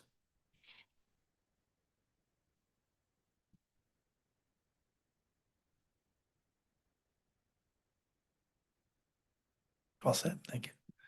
In Part C of the response, you addressed the pros and cons of seasonal rates. You mentioned the complexity of seasonal rates. Can you expand on your response and describe the complexity or challenges that the company would face in terms of its ability to implement seasonal rates? I believe this would go back to your previous question regarding the way we would set up our billing software and system. I believe this is where we would have some issues Okay, with determining those rates as the quarterly customers overlap in the transaction codes for all the customers are identical. So it would be hard to determine at what point we would make that change for a particular group of customers. We bill 1/3 of our customers every quarter. So there's always an overlap in different quarters. And to get a seasonal quarter or where we would put that would be difficult. okay, so general terms, fair statement, it would take more time in comparison to an inclining block rate that we just discussed. It would take more time and there would be additional costs. Potentially additional costs in software, yes. Okay, thank you. We're almost done. This is a couple more. I have one follow-up, just in regard to, I guess it's part of conservation. Outside of a rate design, can you, it's a general question.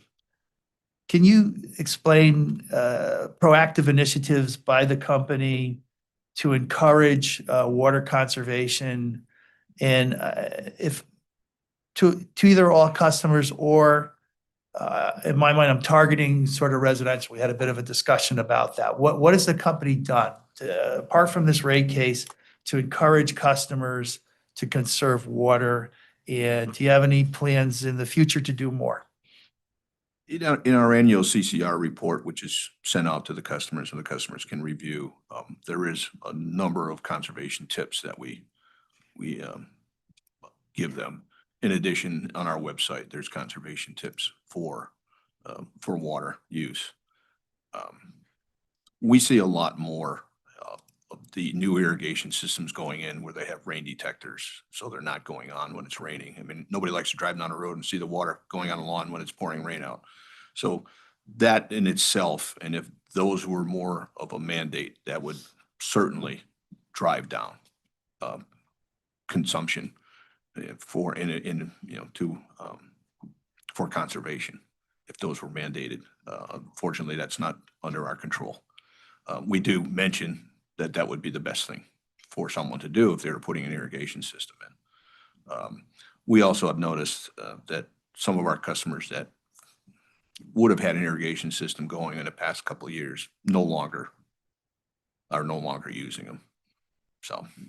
Appreciate it. Okay, thank you. And just to confirm that I understand that, so you have an annual messaging specific, each year, you mentioned, I forget the acronym. It's a consumer confidence report. Thank you. Correct. It's an annual report. And is it updated annually or is it the It's same? updated annually for the previous year. Okay, And it's usually available.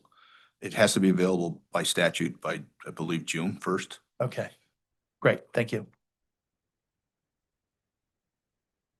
That might I add, in addition. Well, yes. Any new customer that comes into the system receives a welcome kit. And in that kit, it offers that same water conservation tips. Okay, thank you. Yeah, just have a couple of questions on the rate mechanism. So we're out of the rate design portion. We're just a couple more and this will be 5 minutes or less. General question on rate mechanism. So the company has an earnings sharing mechanism, is that correct? Yes. Is the company proposing any changes to the current earnings sharing mechanism in its application? No. Okay, thank you.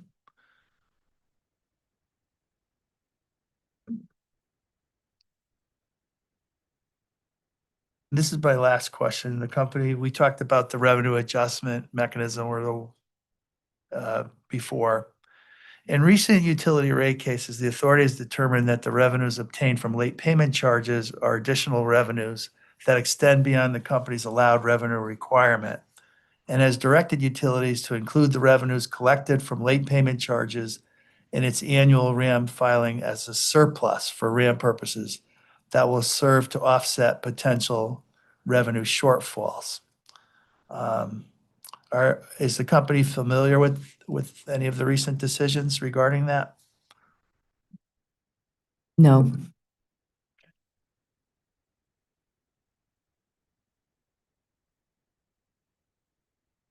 Can you? No, it's in an exhibit. That's all I have. Thank you, panel. Appreciate your time. Thank you. Can I actually just ask a follow-up?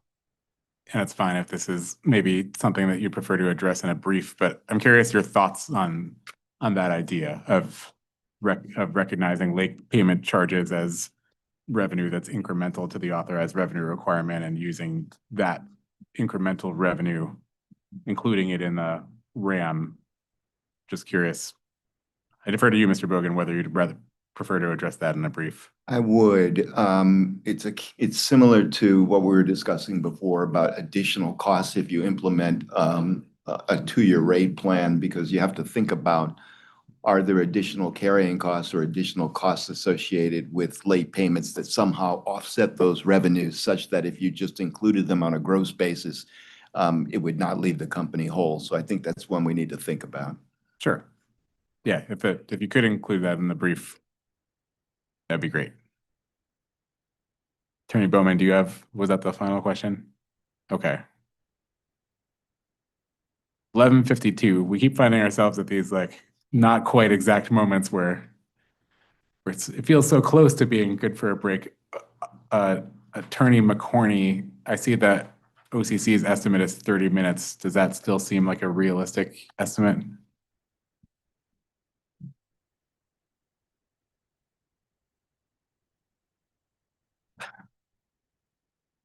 Is it on now? Okay, sorry. No, I think Pira and Deep have actually covered this issue rather thoroughly. We did have one request. I think there was some discussion of an inclining block rate proposal that was going to be included in briefing. We would like to request that that be included as a late file instead, if that's possible, to see what Pira and the company's reaction might be to that.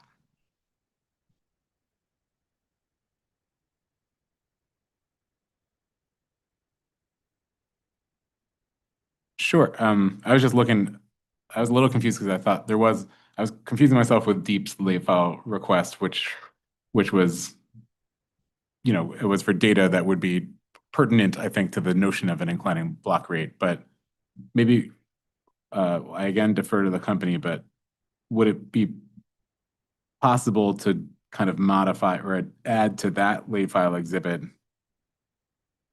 whether the company could propose an inclining block rate based on the data provided for LFE 44? So as I understood, the Deep proposal or request was to identify and stratify customers in the top 1%, 5% range. And so now the additional question would be, does the company have a proposal with regard to those customers as it relates to an inclining block rate? I think that would be sort of the brief question. I think that I'd modify it slightly as a late file question to like ask, we wouldn't be asking for the company's proposal or the company's position, but using that data to provide a hypothetical inclining block rate for those top 1% and 5% customers, with the understanding that it's not a proposal, but it's, I think what OCC is looking for is an opportunity to have something to look at and have a further conversation about it at the late file hearing. Is that accurate, Yes, that's right. McCorney? Subject to Mr. Sherwood and Ms. Wright correcting me, I think that's doable.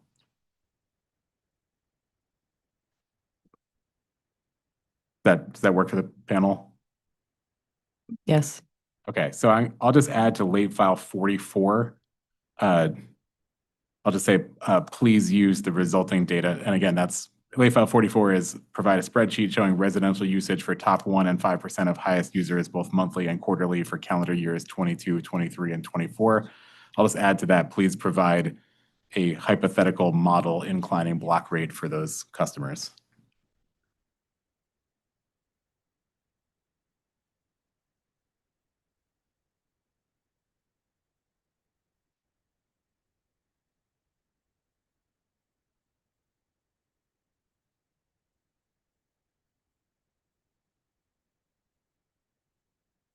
And OCC had nothing further, or? Right. Okay, thank you. Okay, thank you, Chairman. So, Mr. Bogan, Attorney Bogan, sorry. I don't stand on ceremony. I wish everyone could just call me Tom, so I get it. I'm guessing that would like to reserve the right for redirect until the end, like we've done for the other panels for this panel for rate design. If I may. Sure. Okay.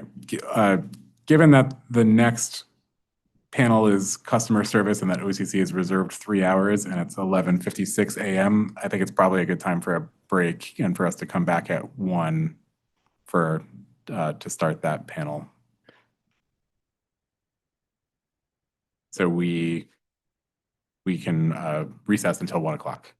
Thank you.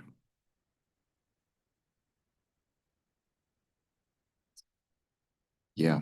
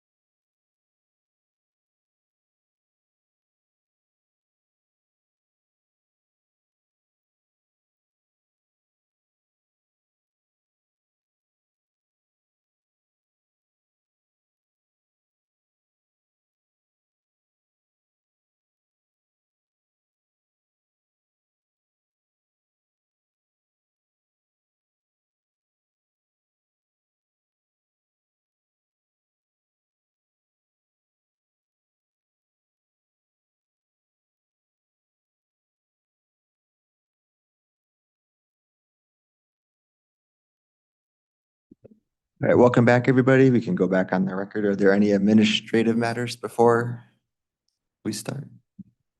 If we could wait for Attorney Bogan, Sure. he needed to take care of a contact lens issue. All right, He'll be right back. we will just go back into recess off the record. Thank you.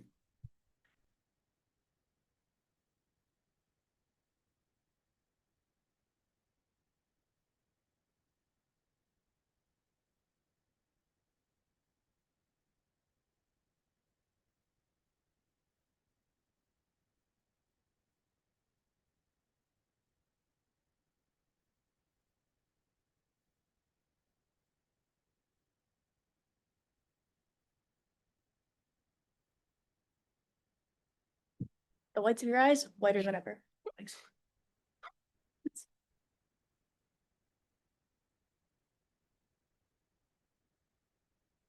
Okay, we will resume back to any administrative matters for right now. Yep.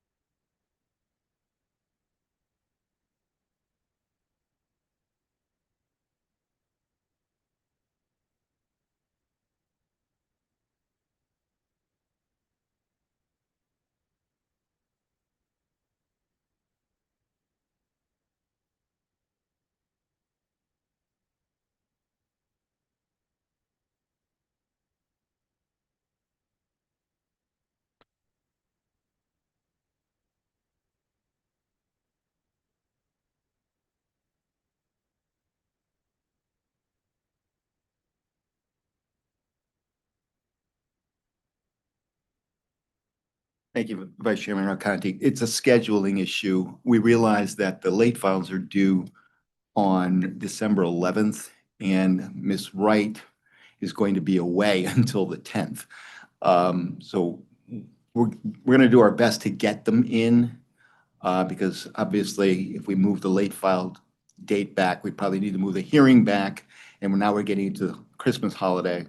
So for now, we're not going to do anything, but you. Okay, yep, it's noted and we'll take it under advisement. So we'll just continue that conversation as in the coming days. Thank you so much. Thank you. So we will kick it over to OCC for cross, but Commissioner Beecher had some questions she wanted to get in before OCC starts. So Commissioner Beecher. Thank you so much, Commissioner. Vice Chairman Arcanti. I had a little bit of a brain delay, so I had thought of a few things over peanut butter at lunch. So you mentioned the pressure of wastewater costs on combined bills, water and wastewater. Do you bill for both water and wastewater? No, we do not, just water. So you just send the water bill, okay. Do you have a sample bill on your website for customers to understand their bills? I believe we filed one as an exhibit. Oh, okay, sorry, I apologize for that. I did see your, on your website, you do have the tariff sheet. Appreciated that. And I was looking at your annual report and it looks like you have pretty substantial pumping costs as part of your operations. Is that correct? Because it's a well system. And you don't have any elevated storage or water storage or? We do, we have elevated storage tank. Some elevated storage, okay. Are you on a, are you any kind of, any sort of like special electricity rate? Or like a time of use or anything like that? We do contract with however the electric wholesale vendors are, so we do have a contract with them. Okay. And the reason I'm asking, we talked a lot about conservation and about, potential water savings and as well as bill savings to customers. And would you consider one of the rationales for conservation to be energy savings?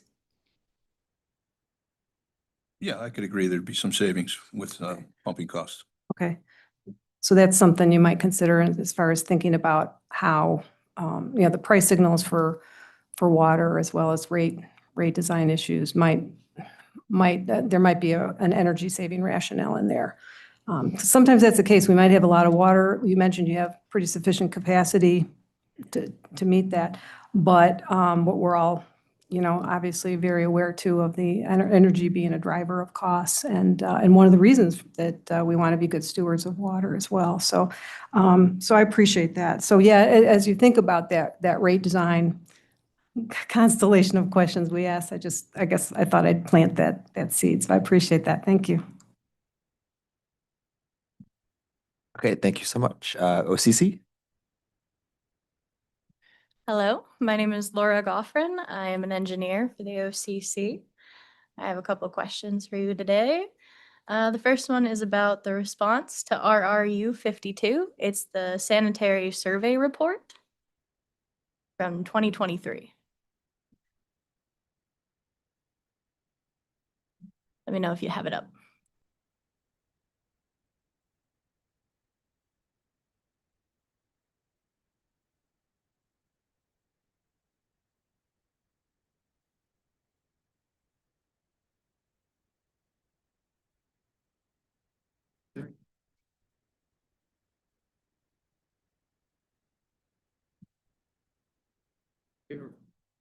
Referring to the attachment? Yes, the sanitary survey report done by the Department of Public Health in 2023 on April 6th. Yes. Okay. Okay. So my question for that one is, so it describes the system description and it has the treatment and the chemicals. And I just wanted to verify if those were the same as they are now in 2025. Yes, that would be correct. Thank you.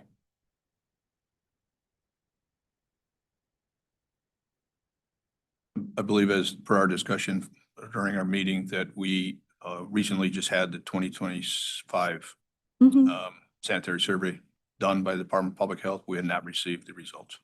Makes sense. Thank you. And then my second one is also related to that same document. And it's just clarifying that the polyphosphate that's mentioned in that one is the same as the aquadine liquid mentioned. That would be correct. Perfect. And then as a follow-up to that, I was wondering if you had a data sheet available for the aquadine, just because I know that there are two different versions of it, or at least two that I'm aware of. We could get that. Okay, thank you.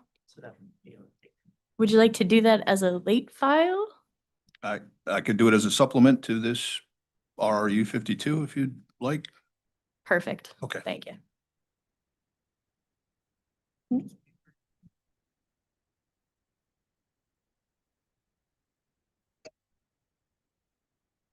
Okay, so we'll supplement to which exhibit? Or which, Ryu 52. thank you.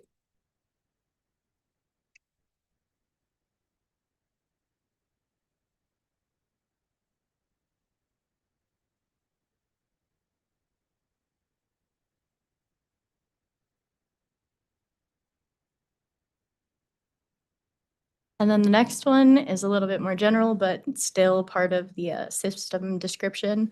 And it's just about the green sand filter and its regeneration, mostly how often and what the process is for that.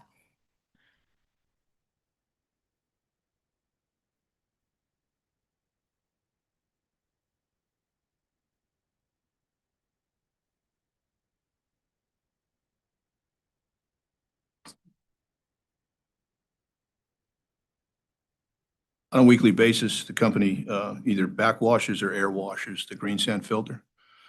Okay. And they do one vessel at a time. And then what happens to that backwash wastewater? The backwash water goes out into a lagoon, and the lagoons are then discharged into a stream. Excuse me, and there's levels of chlorine and stuff that we have to monitor, and that's where the sodium bisulfite comes in as a neutralizer for the chlorine. And we have to make sure that we're not discharging chlorinated water. Nice. Are there chemicals associated with the regeneration? No, just the whatever chlorine that's being added to the water while it's being forced through the filter.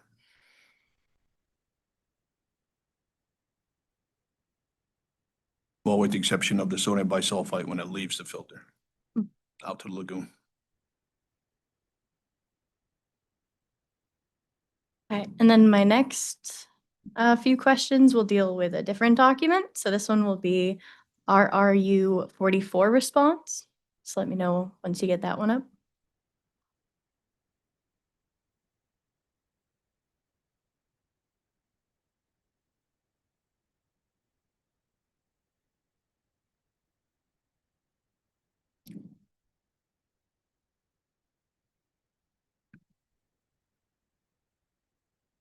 Okay. So for that one, the Avery well field was identified as having hardness as a contaminant that needed to be resolved. I was wondering if that was due to the level of hardness or if there was a visual or physical issue associated with the water hardness. I believe when it was evaluated, before the filtration plant was built there, they measured the hardness of the water. Okay. And then I was wondering what that level or concentration of hardness was. At that time, I'm not sure, I do not know. Okay. Do you think you would be able to get that by chance? I could get that for you, light file or a supplement. Would a late file work? Light file's fine. It will do late file 49. Could you just read back the prompt for us again? Thanks. So that question was, what was the level or concentration of hardness measured that determined that the site needed to be fixed for that amount or for that concentration?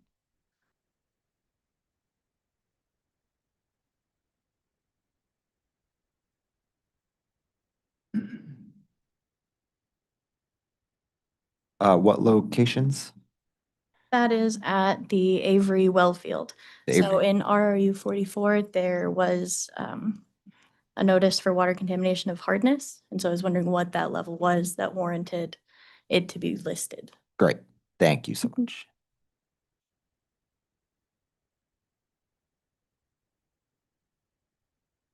And then my other question, also related to hardness in general, is if you know what the well with like the second highest level of hardness would be, just to compare it to the problem level of hardness. I do not have that with me currently. Are the wells tested for hardness where you'd be able to get me the concentration numbers? Yes, I could get you the concentration Okay. numbers. Can that be added either as a late file or maybe attached to the one from before? Yeah, you want us to add to 49? That would be great. I wasn't sure if that was allowed. Yep, sure.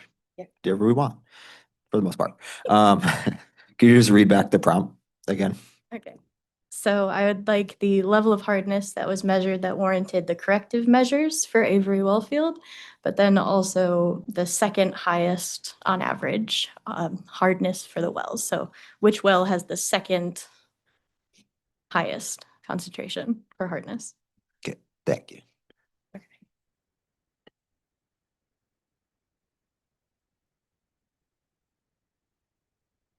And then we're going to stay on that same document for my last few questions. And this one is regarding the offline well, which is the Grant Road well specifically. And it's because I noticed the end sentence seems to say until the situation can be corrected. So I was curious about this well. I know this well's been tested for E. coli and that's the current problem, but has it been recently tested for PFAS as well? I'd have to look into that. I believe it may have been, but I'd have to check with Okay. my operator. Well, the rest of my questions were if it's been tested and what those levels were. And then, so would we be able to get that one as a late file as well? Or if it's been tested and what those levels are? Sure, we will identify that one as late file 50. And maybe just read the prompt again one more time. Sorry. The Grant Row well is currently offline due to E. coli, but I'm wondering if it's been tested for PFAS yet, and also what those concentrations are for the different versions, Thank you. if it's been tested.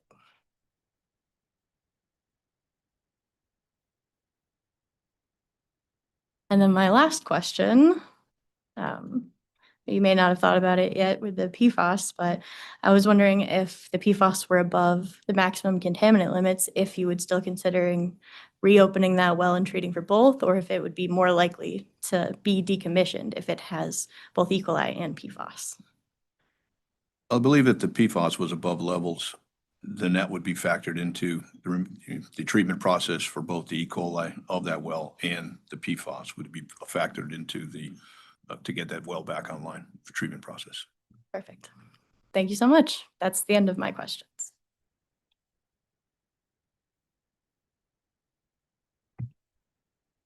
Hi, I'm Rory Apollonia again, Accounts Examiner, OCC. Good to see you again. So my first question is going to refer to pages 20, 21, 29, 36, 46, 49, and 52 of the November 3rd public comment hearing transcript. We'll have those. You don't have to look at all the pages at one time, but the ratepayers here are Mark Darna, Ken Holmberg, Neil Narcon, Peter Jontas, Anthony Crane, Ken Nelson, and Carol Hall, and they all complained about the water quality. What are the company's plans, if any, to improve the water quality to residents? Well, currently, the water quality issues have come up. This would, these are recent complaints by a number of these people. A number of these people have not contacted the office or the company as far as water quality issues, short of this rate case. The water company looks at all these and investigates them, and we believe we're doing the best solution we can at the moment with the treatment process that we're using at the wells to mitigate these hardness issues. Okay, thank you. So what is the company doing to address hard water specifically? We had the sequestering agent to sequester the hardness and to prevent it from precipitating out of solution. I'm just going to ask a quick follow-up if you don't mind. Yes. And you just mentioned that the customers mentioned from the public hearing is the first time. There's no formal sort of complaint or inquiry before then. Has the company reached out to those folks that were identified at the public hearing, post-public hearing? I'd have to check on that. I'm not sure we've reached out to them.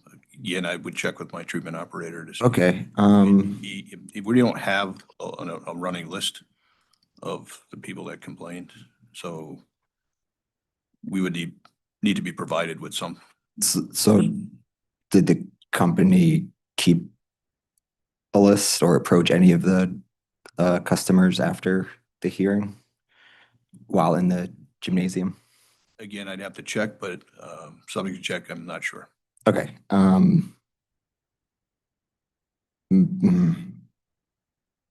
guess could we do a read-in? I don't want to, if we end today or tomorrow, I don't want to kind of put that, maybe, I don't know if it's enough for a late file, but yep.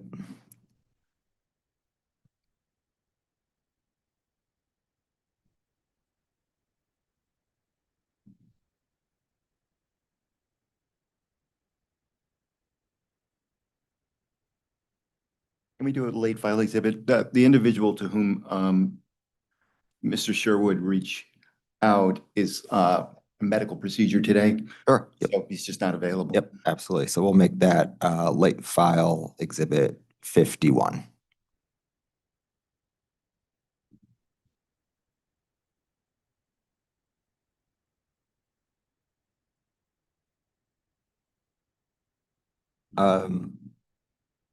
Or is that 52?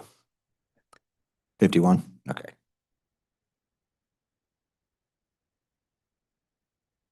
Okay, back to you. Thanks. All right, thank you. So get back to your answer there, just trying to get more information. So what you were saying, is that a treatment to soften the water? That agent? It's not a treatment, it doesn't soften the water. It's an additive to the water to keep the hardness in solution. Okay, thank you. So what water softening treatments does the company have in action, if any? Currently none. Okay. How does the company remove high levels of minerals from the water? Well, I believe the study was only done at the Avery well field as far as the hardness and any elevated minerals such as manganese. Okay, thank you. Does the company have an ion exchange treatment? No, Okay. Does the company think commercial iron exchange treatment is cost effective?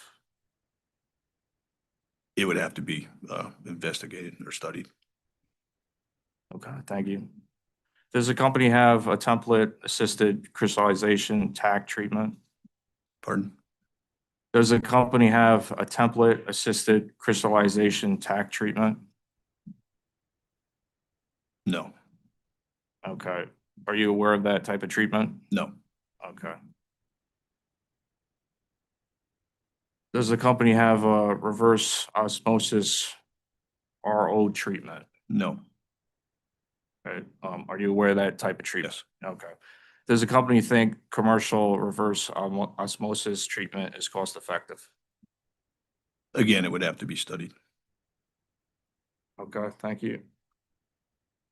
So I'm going to refer to page 20 of the November 3rd, 2025 public comment hearing. Ratepayer Mark Darna stated that the company tells him to put citrus or tang in his toilets and dishwasher. Has the company told customers to put citrus or tang in toilets or dishwashers? But believe that's a standard response to hardness for a number of water companies, is that does assist with the keeping the hardness in solution, especially in dishwashers. It's usually the hardness is precipitated out with the extreme heat from the hot water. So the hot water tanks being too overly set for 150 degrees or so is going to precipitate the hardness of the water out faster. All right, thank you for that. So just to be clear, so this is actually effective if you put it into your dishwasher and toilet? Yes. Okay. So just to follow up, does the company believe it is the water's minerals, hard water, as the reason for Mark Darner's complaint of brown dishes? Brown dishes, no. Moving forward here, we're looking at the same transcript, but I'm moving to page 21. Ratepayer Ken Holmberg is complaining about when he washes the dishes have a hard water and a white residue on everything. So what does the company believe is causing this white residue on Ken Holmberg's dishes? Again, could potentially be the temperature of his hot water tank, what he has it set at. Okay, thank you. So follow up, Ken Holmberg stated he's using water purifiers, but he's still having issues with the water quality. So what advice would the company give to Ken Holmberg or any other customer that's having these repetitive issues? I would have to defer that to my treatment operator, for him to go and discuss some options with him if he's still having issues with his filtration system. And again, it depends on what type of filtration system he's using. If he's using a charcoal-based system, that's not going to help him remove any hardness. Okay, thank you. So I'm going to refer to pages 36 and 37 of the November 3rd public comment hearing transcript. So Peter Jontis complained about the water quality and actually brought in sections of pipe that had hard water mineral buildup. Does the company recall this interaction at the public comment hearings? Okay. Did the company examine the pipe that he brought to the public comment hearing? I did. No.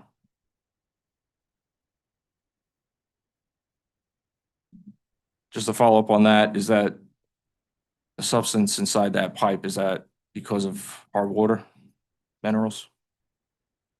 My recollection, that pipe did not appear to be water pipe. It appeared to be a drain line. Okay, thank you. So just generally here, does limescale impact the mains? No, Okay. Does limescale grow faster in a specific pipe material? not aware of any.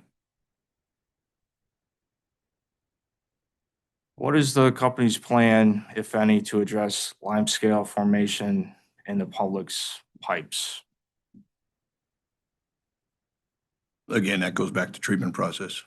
Currently, we're using the aquadine solution to keep the hardness in solution as part of our treatment process at a number of our wells in our treatment plant. Okay, thank you. So we understand that there's trade-offs in different investments. Does the company consider whether it makes sense to delay some water main replacement and invest instead in water softening? It could do that. The first thing would have to be done is, again, it would have to be a study done, see what best effective process would be for that softening. And if it was needed, how many locations would it be needed at? May not just be our treatment plant. It may be at another number of our other well facilities that we only treat the water with chlorine and the phosphate to sequester the hardness. Okay, thank you. Does the company agree that water softeners prevent and removes limescale by removing the calcium and manganese minerals that cause it? I would say removes the lime, not the manganese. Okay. And you were just referring to phosphates. Would water softeners remove any phosphates? Pardon? You were, in your previous answer, you were saying phosphates. So I'm asking, would a water softener remove any phosphates from the water? If the water softener was to be included as a treatment process, the phosphates potentially would not be necessary. Okay, thank you. Does limescale buildup in pipes cause the water pressure in the pipes to increase? If there was limescale buildup in pipes, no. So I'm getting back to Peter Jontis's comment on page 36 of the transcript. He says that there's a clear difference between Connecticut Waters Company's water and Hazardville Water Company's water. Do you believe that's accurate?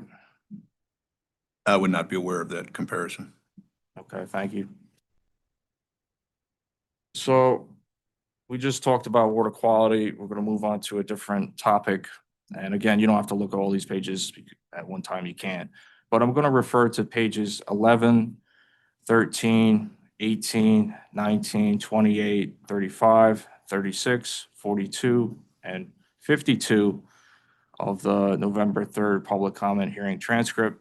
Ratepayers Anthony Campanello, Catherine Nealand, Lucen Lefevre, Christopher Barbetto, Neil Narcan, John Joyce, Peter Jontis, Kevin Shambo, and Carol Hall all complained about the 72% increase in rates.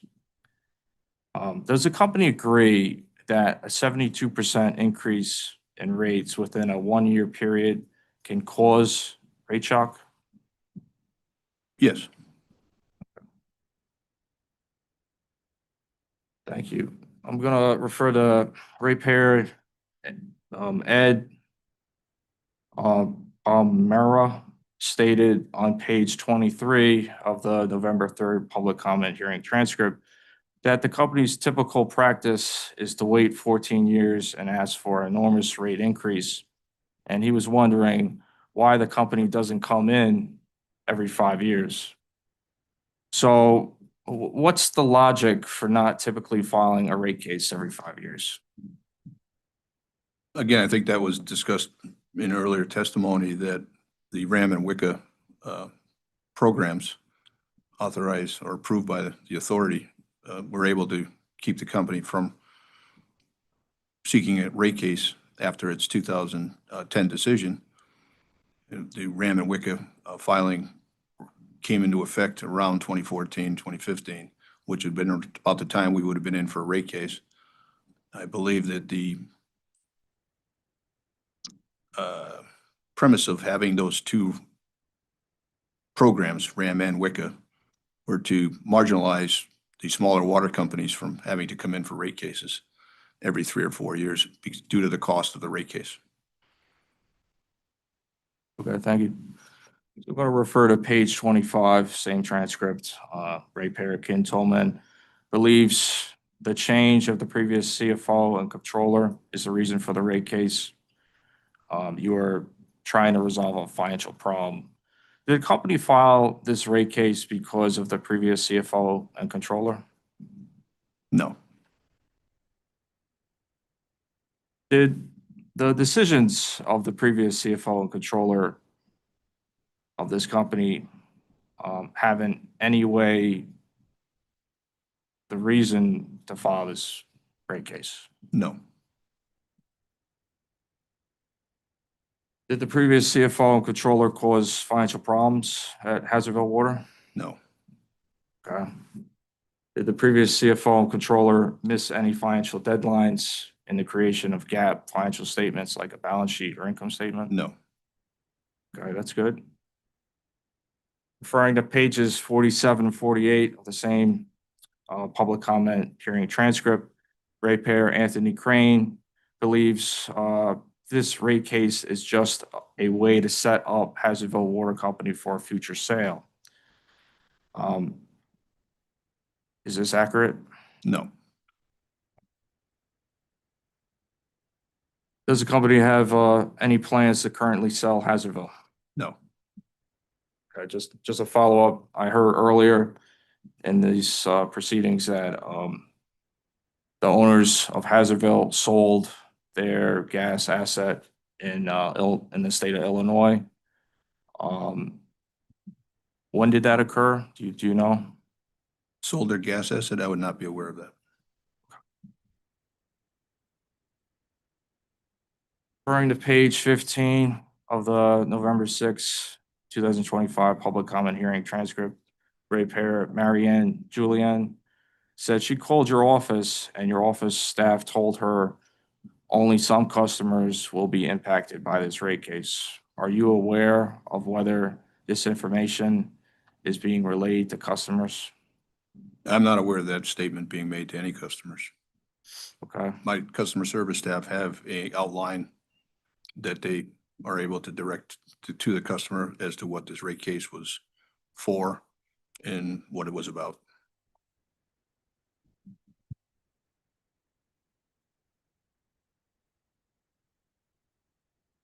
Is that customer service outlined in the record in this proceeding?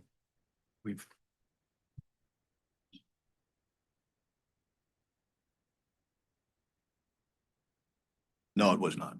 Could we get that as a late file if possible? Sure. Great.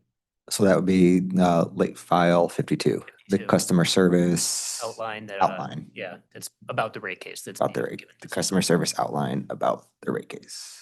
Thank you. Thank you. If I may, it's the same thing. It's not only our customer service narrative, it's incorporated on our website as a narrative for the rate case. So that same narrative is on our website regarding this rate case currently now. And that's the same narrative that they have for the customers. But I'll certainly send you a Understood copy. this way. Yep, that's fine. Thank Just you. want to let you know. Yep. Thank you. So just some follow-ups on that topic. Is it correct to state that all Hazardville Waters customers will be impacted by this rate case and any increase that occurs? Pardon again, repeat that. I'll repeat it. Is it correct to state that all Hazardville water companies' customers will be impacted by this rate case and any increase that occurs as a result? No, Has the company had a training for office staff to tell customers who call the company a standard message about this rate case and its potential impact? yes, it was just described. Just making sure. So I'm gonna refer to page 25 of the November 6, 2025 public comment hearing transcript. Ratepayer Leonard Martin made a complaint about a $40 yearly backflow sprinkler charge imposed by the company. Is the company aware of Leonard Martin's statements? Yes, First, does the company charge a $40 yearly backflow sprinkler charge? yes,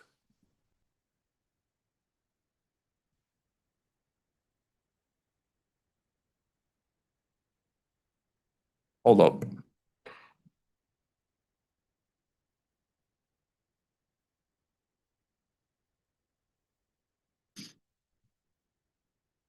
Okay, we're going back. So to my previous question about I asked if all the customers are gonna be impacted yeah, I got a response. So we would like to know which customers will not be impacted by the result of this rate case. the Rye Hill customers. Okay.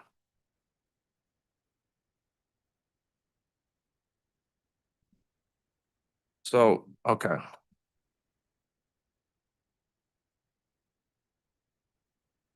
I understand the company checking a new sprinkler system for backflow, but why is the company checking all the systems every year? It's required by the Department of Public Health. Okay. And typically for a backflow device, how long is the useful life? The life of the device, Yeah. that's unknown. Okay.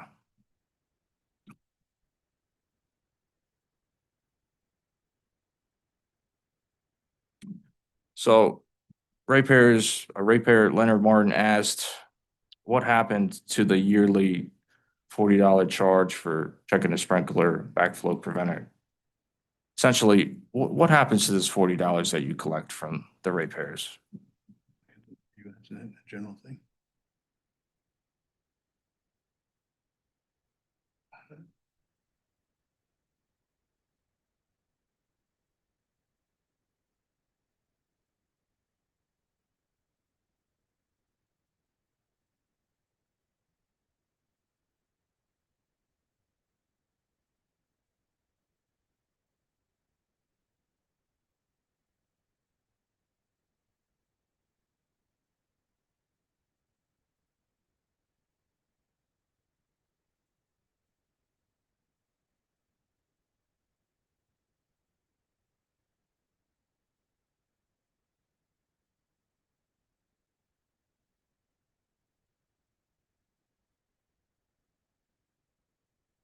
It's going to revenue. Is that what you're asking? Like where, I don't know the exact account it goes to. I'd have to look at that, but it's part of our. Okay, yeah. Mm. Go ahead. Okay, a follow-up to that, yeah, we would like to request, it's possible for a late file, but, like a financial spreadsheet that you have that's tracking this annual $40 collection for checking the sprinkler backflow preventer.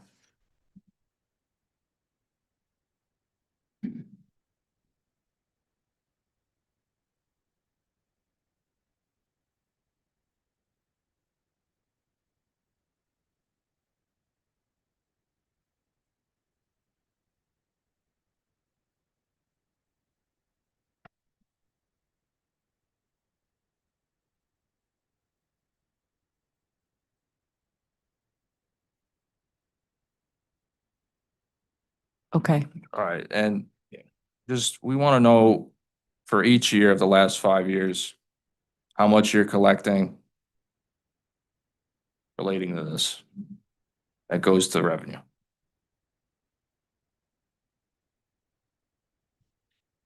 Okay, that'll be, well, and hello again, everyone, I'm back. That'll be late file 53. I have, please provide a financial spreadsheet that tracks annual $40 collection for annual sprinkler backflow preventer for each year of the past 5 years, how much has been collected. Yes.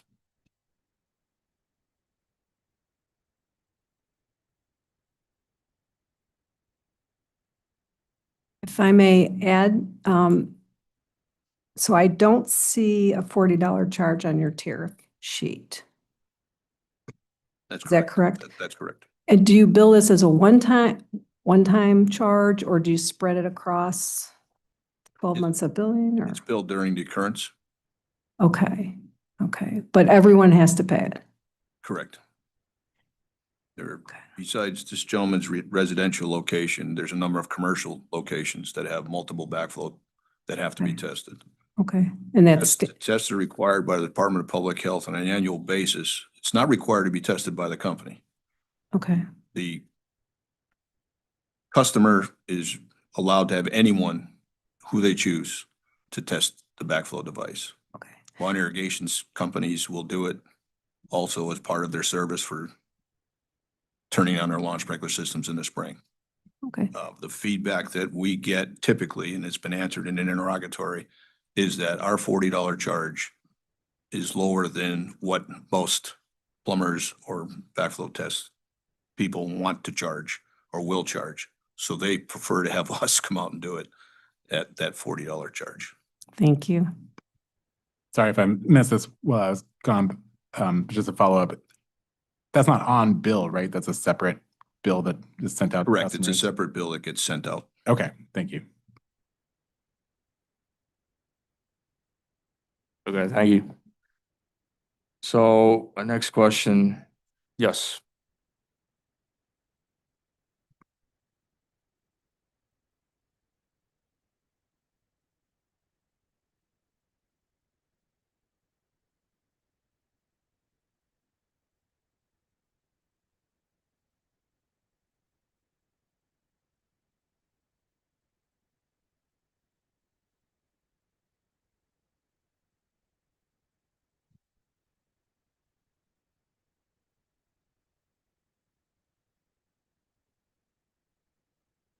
Okay, thank you.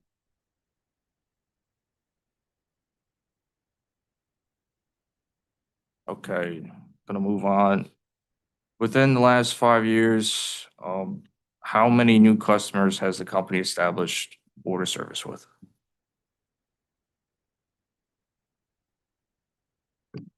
Subject to check. I mean, those numbers are in our annual reports that are submitted to the authority at the end of, or in May for the previous year. Any new customers, new service connections, new meters are all in the report. I'm not sure what page exactly it is. It's up in the 400s, but those are identified there. Okay, thank you. Do you accept credit card payments? Yes.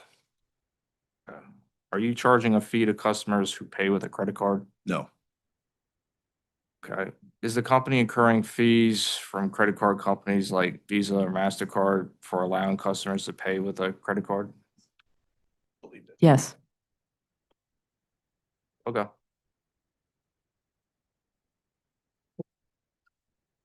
Do you allow customers to make in-person payments of their bills at the offices of the company? Yes. Okay.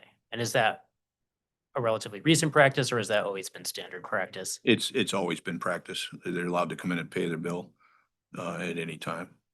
If you had to approximate how many of your customers avail themselves of that option? 20 a month. Less than 20 a month. Okay. I mean, the majority of the customers pay online. We also assist customers with that online payment. The number of phone calls we receive in the office are regarding, I want to pay my bill, and we end up doing it online for that customer. Okay. Thank you. Okay, I actually have no further questions. which means that the cross of the OCC is completed for this panel. Thank you, Thank you. Mr. Chairman. All right. That moves us to, I think, our last cross on the agenda, which would be Pura staff, just making sure okay, Pura staff will transition to next.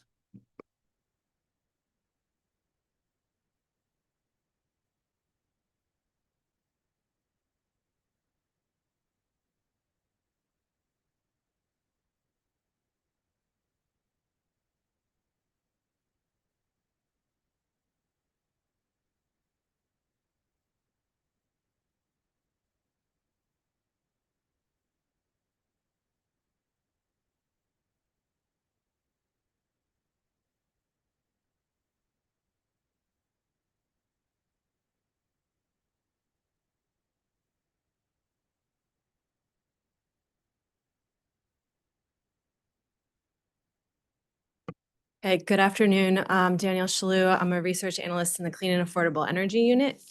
My questions will focus on customer service as well. So my first question is, in the original filing, can you identify which schedules customer service expenses appear? Are you referring to like their payroll expenses? Yeah.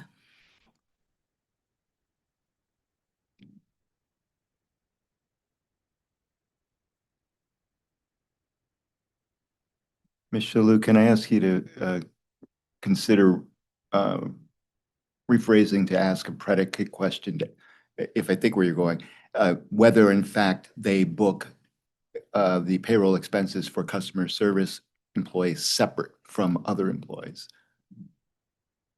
Yeah. So, okay. So do you book customer service or employees related to customer service separately from other payroll expenses? Okay. And can you identify which schedules those appear in? Schedule C 3.1, payroll by position, and 3.1A. Oh, you're looking for in the general ledger? Yes. I need to find that. Take your time. Actually, if we do a read-in, we can get that for you shortly. Okay. That would be great. Thank you. Okay, that would be read-in BB, which is location in the general ledger of customer service related payroll.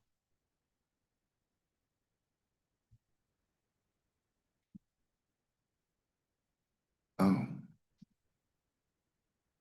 And I guess as a follow-up question, would it only be payroll, or is there any other O&M that's like booked specific to a customer service?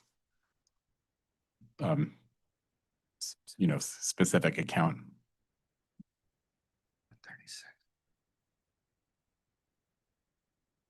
I can just add that to the read-in. Okay, that'll be BB.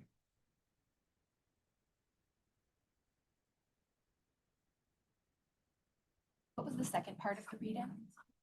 It was just a question of whether there are, whether it's payroll only that's kind of specifically allocated to customer service, or if there's any other O&M expense that's, booked to a customer service specific account.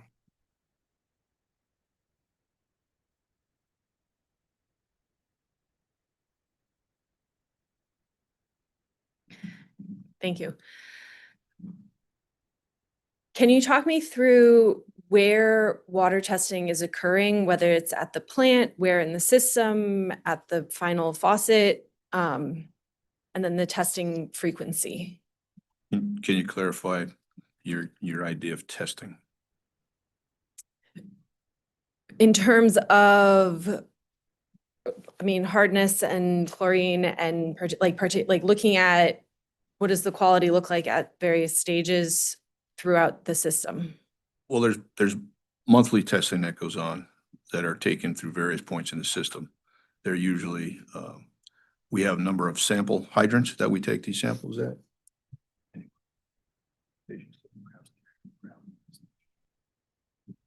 And to grab samples at our well locations and such along, wherever that testing is being done that month for those conditions. are done in that series. Okay, so it's not, and it's a sample of those test hydrants, not necessarily all of them every month? I believe it's all the sample hydrants every month, so it's indicative of the entire system. Okay, and then the sample hydrants, where are those located throughout the system? They are usually located in locations that we originally were probably collecting samples within someone's business residence or home. You tend to get away from that after, due to the fact that the business is closed, we can't get a sample. So we've installed sample hydrants at locations where we were previously sampling from a customer's residence or another commercial business to avoid not being able to collect a sample when we need to. Okay, so it's representative of the final delivered product? Correct. Okay. And you said monthly. Okay, so moving on to customer complaints, in the rate application filings and then in CAE 5, do those filings represent all complaints for the respective year, or is that a selection of complaints? Those represent the complaints for the entire year. Okay. So then turning to the public hearings, how many people would you estimate were there? 40. Okay. And then there were also a lot of complaints about water quality at those hearings. And what I'm interested in is in CAE 5, we're looking at, a total number of 30 or 12 or 18 complaints. And then we got that, we saw that in one day at the hearings. And so I'm wondering if you can discuss a little bit. As I stated earlier, a lot of those people that showed up at the public hearings had never contacted the company regarding a water quality issue.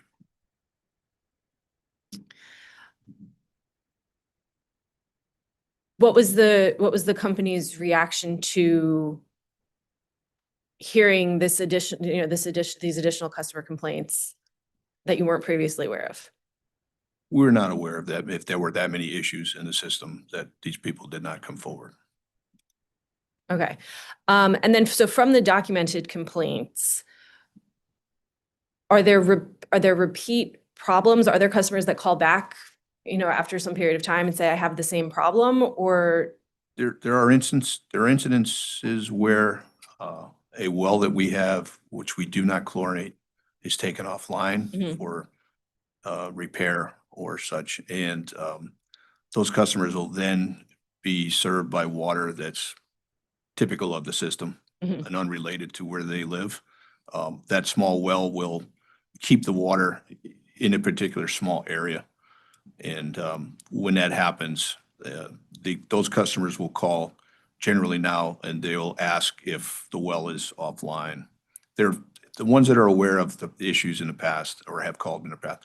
They'll ask if the well is offline, and then they'll ask how long it'll take before it's back on. They prefer their water without the chlorine residual. But would you agree that generally when a customer calls in with an issue, usually you send out an operator to look at it and they resolve the issue, and then there's not a repeat No, incidence like of the same? chief operator will typically call these people back and explain Okay. to them again. If they want to call, the customer service staff will ask if they want to receive a phone call. If the chief operator is available to answer their call right there, he will. But if not, then we will take a message and he will return their phone call. Okay.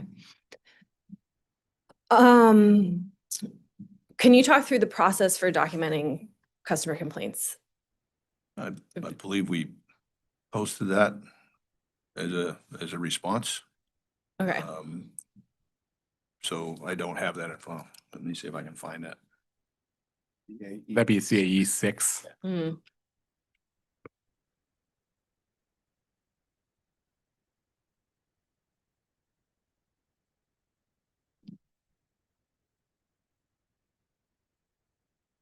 Yeah, CAE 6.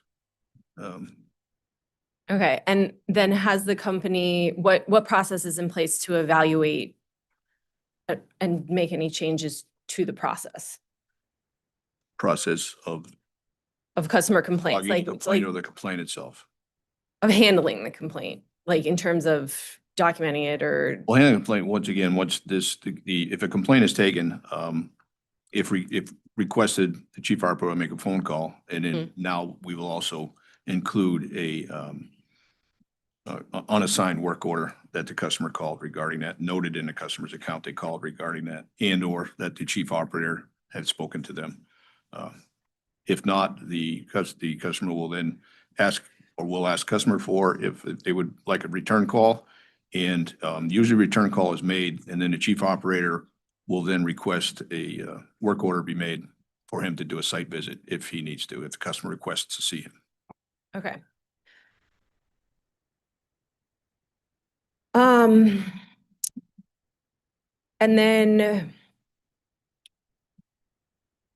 is there any internal process to evaluate the customer complaints in terms of identifying themes or recurring problems or trends?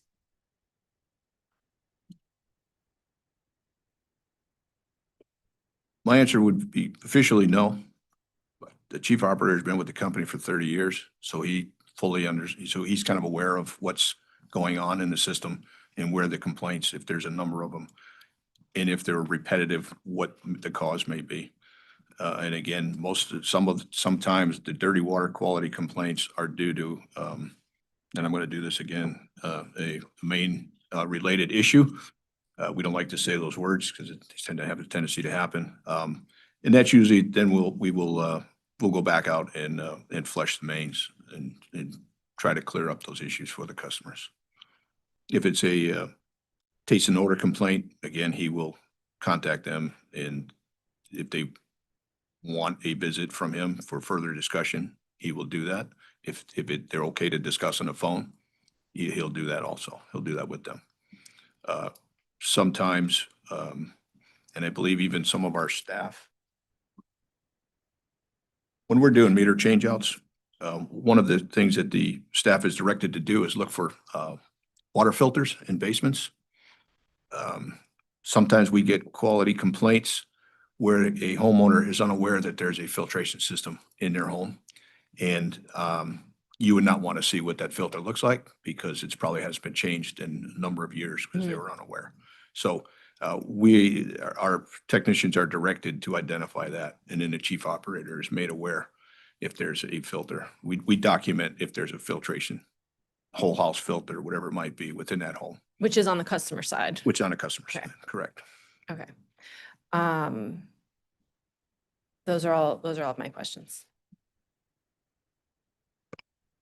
I actually had a couple of quick follow-up questions. I noticed in response to CAE 6 that it says most response or complaints are from telephone and some are in person. I did notice on your website that there's like a contact us button with an email to customer service. Are there not email complaints ever? There's an occasional email complaint from a customer. And again, that would be then recorded and forwarded to the chief operator. Okay. I also noticed on the website that there's some information about PFAS. There's a safe drinking water section under customer service, but then and it kind of has this pop out, but the only kind of link under safe drinking water is PFAS.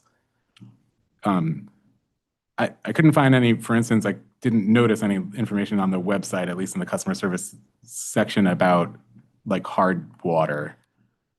You know, whether I'm just anecdotally, I noticed that seemed to be a common concern at the public hearings, and I was just curious if there is any sort of general information about that, or if there's any thought to kind of putting some informational statements about that on the website.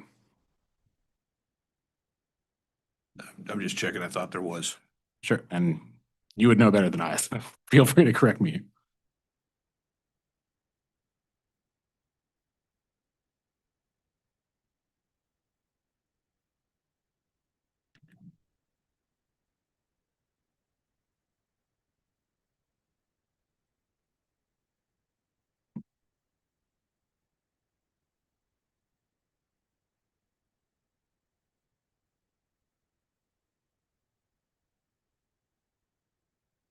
Again, one of the places to look for some of the water quality would be under the consumer confidence for the systems.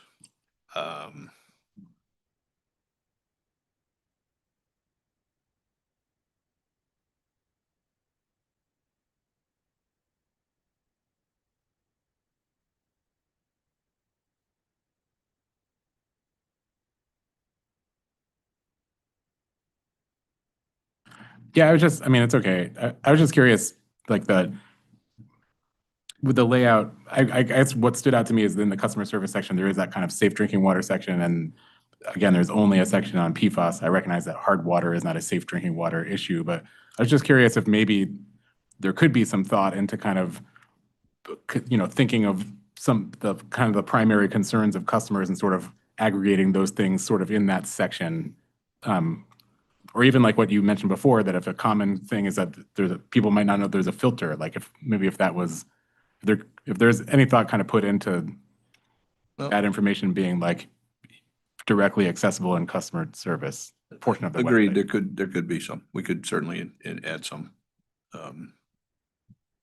There is in the FAQs regarding fluoride, which was discussed earlier, there is a section in there, whether or not the water is fluoridated, so. But no, I agree, there could be some updates to this. Okay. Thank you. Another follow-up question. I heard the testimony that the company wasn't aware of the complaints of the issues customers raised at the public comment hearing. Has that happened before in prior public comment hearings for rate cases? Not as much as that I'm aware of, as much as it was this time around. Okay. And again, when that was over with, my chief operator was a little surprised of the number of people and the fact that he had not probably received that many complaints, regarding that. Okay. I think that was my only other follow-up. Anything from any other commissioners? Sorry, Attorney Bowman. Very briefly, Mr. Chair.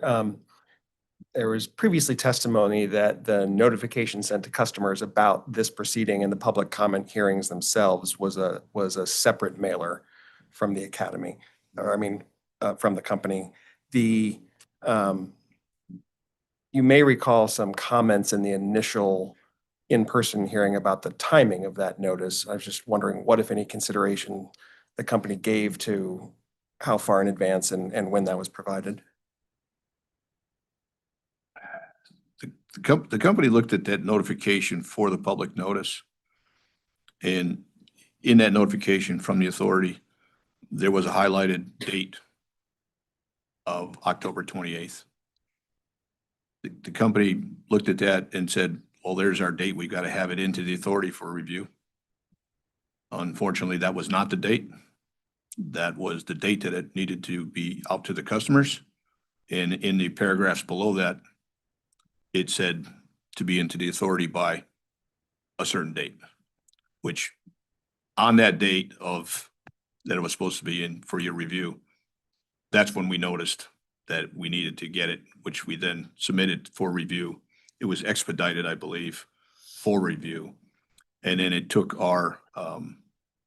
we use our billing software people to do our bills for us, and they expedited the letters to the customers once they created a file of all the customers' addresses to get that out as quickly as we could. Some customers got it on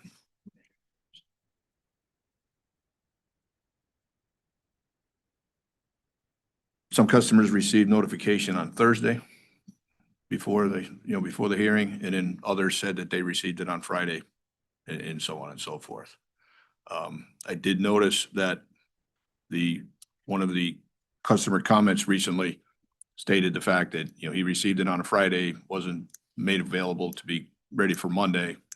But then inaccurately spoke that the company scheduled a Zoom meeting for the 6th at noontime, which we did not schedule that meeting. So so I understand what you're saying, but yes, that's what happened on that situation, unfortunately. So, It certainly wasn't meant as a gotcha. Just wanted to to understand, given that it was something that was raised by ratepayers. I know the authority also made clear that there were other opportunities, and we have continued to receive comments to the docket. So, but thank you for the answer. Nothing further, Mr. Chair. All right. That brings us to the end of the agenda with respect to cross-examination.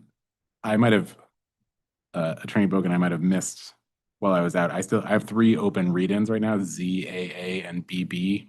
Well, BB, I believe we have. Okay,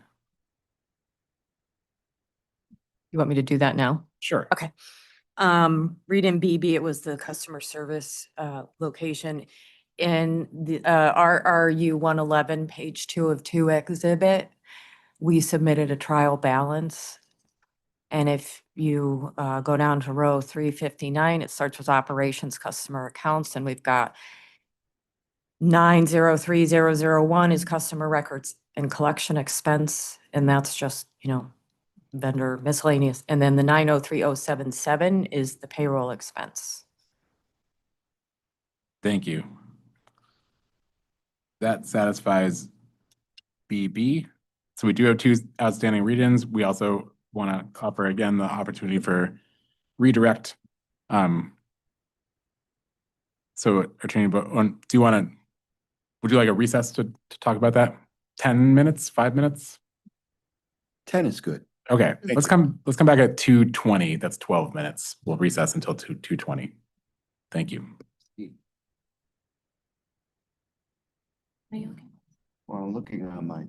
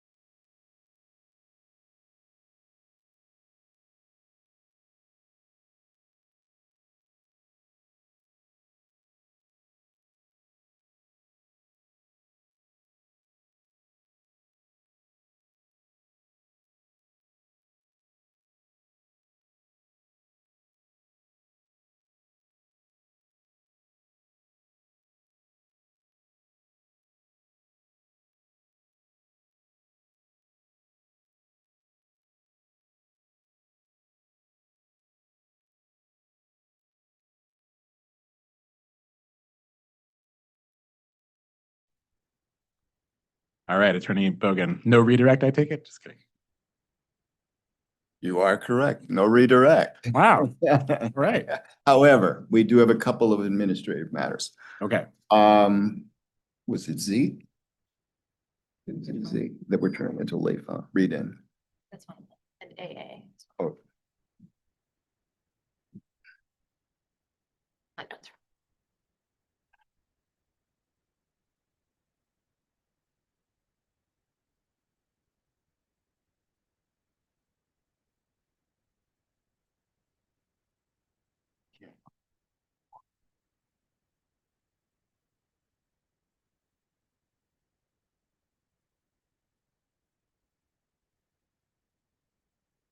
Even Z is gonna be a late file now. yeah. That are you?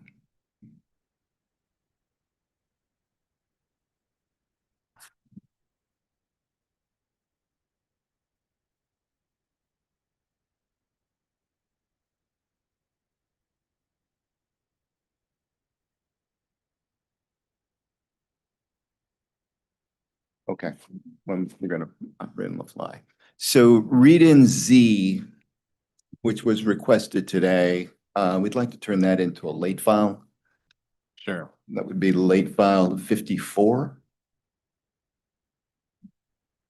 Yep, that's what I have. So that'll be, does the overall allocation used by the company reflect principles of cost causation? And if so, how? That'll be late file 54.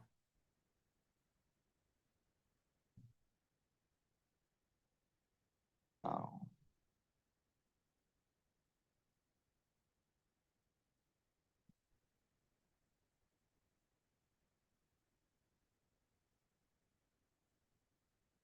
The other one. AA. And we'd like to do the same with regard to read in AA. Okay. That'll be late file 55. And that will be, sorry. It'll be reference RRU 136, attachment 1, confirm that the interval from 2010 to 2024 is 38.71%. That's right. And then there's just an administrative issue with regard to late file exhibit 3. I think that was asked by requested by Mr. Bakari. That was referencing schedule 3.8.1, and he was looking for the support. I think the details underlying the sales and use tax. Turns out that there are about 5,000 invoices that relate to that. Most of them are very small.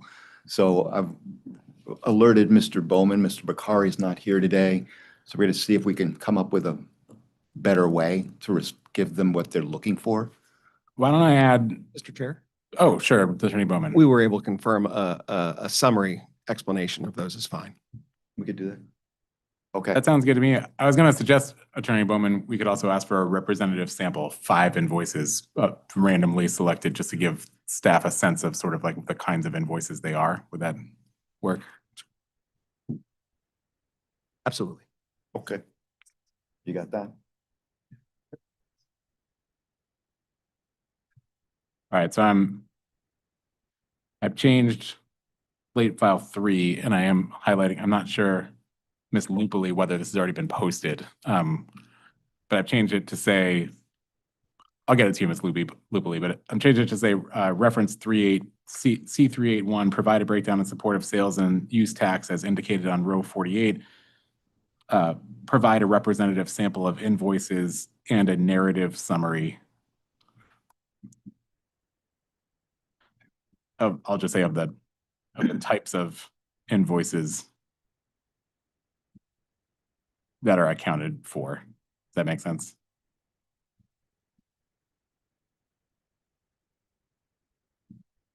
And I'll wait. Okay. The final matter simply relates to scheduling. I had mentioned while you were out, Chairman Wheel, that we do have a slight issue with the late filed exhibit date because Ms. Wright will be away and not returning until the day before they're due.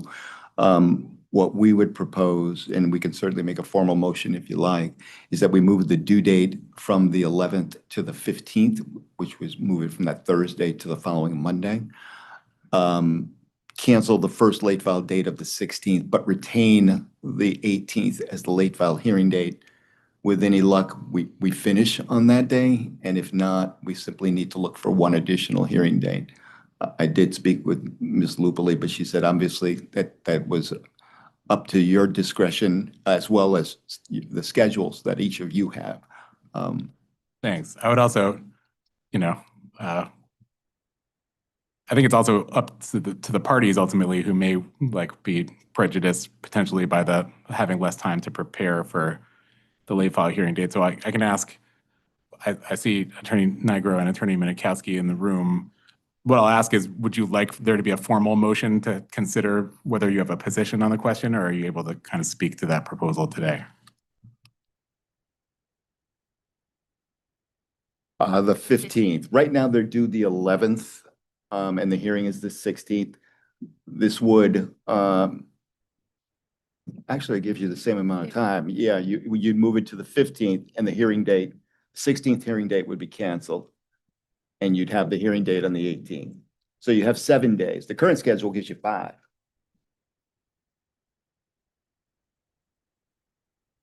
You're going to get them on the 15th. Oh, I'm sorry. That's right. The hearing date's the 18th. I apologize. Yeah. Yeah. Okay. I mean, so I think probably procedurally what would be most appropriate would be a motion, and then parties can respond, and we can endeavor to, I think if parties respond sooner rather than later, we can endeavor to get a decision out faster than the kind of 1 week. Yeah, and with any luck, maybe we can come to consensus. And I apologize. I certainly meant no disrespect to the Consumer Council in terms of trying to fashion dates. None taken. I was just going to ask, Attorney Bogan, does your client intend to file the late files rolling as they're ready? So we might get some in advance. You know, that always seems like such a good idea, and it rarely works out that way. Particularly given that, as I said, Ms. Wright is going to be away until the Right. 10th. Let us work offline, and Okay. maybe we can come up with an agreed upon schedule that we can propose. Sure. Sounds good. So yeah, if there's a consent motion, or if there's a motion and then responses sooner than the 1 week normal standard deadline in the notice of proceeding, we, the commissioners, will try our best to kind of get something out faster than the normal kind of 2 week turnaround it takes us. If need be, I'm willing to take one for the team and go to Florida and work with Ms. Wright on the late file exhibits. I don't know if my fiance would appreciate it, but or her boyfriend. Yeah. All right, are there any other administrative matters from anyone? None here. All right, so we, just for the record, we are going to cancel the scheduled hearing dates for tomorrow, December 5th, as well as Monday, December 8th. As of now, pending potential results of a motion, the current schedule reflects that late file exhibits are due on December 12th. Current schedule reflects we'll have hearings on the 16th and 18th. Then the evidentiary record closes on the 18th. So with that, we are ready to adjourn this portion of the evidentiary hearing, and thanks so much to the panel for the panel of 2 for going through this entire hearing. We appreciate it. We appreciate your candor, and thanks to the parties and authority staff for doing for all the great questions and good conversation. So thanks, and we'll see you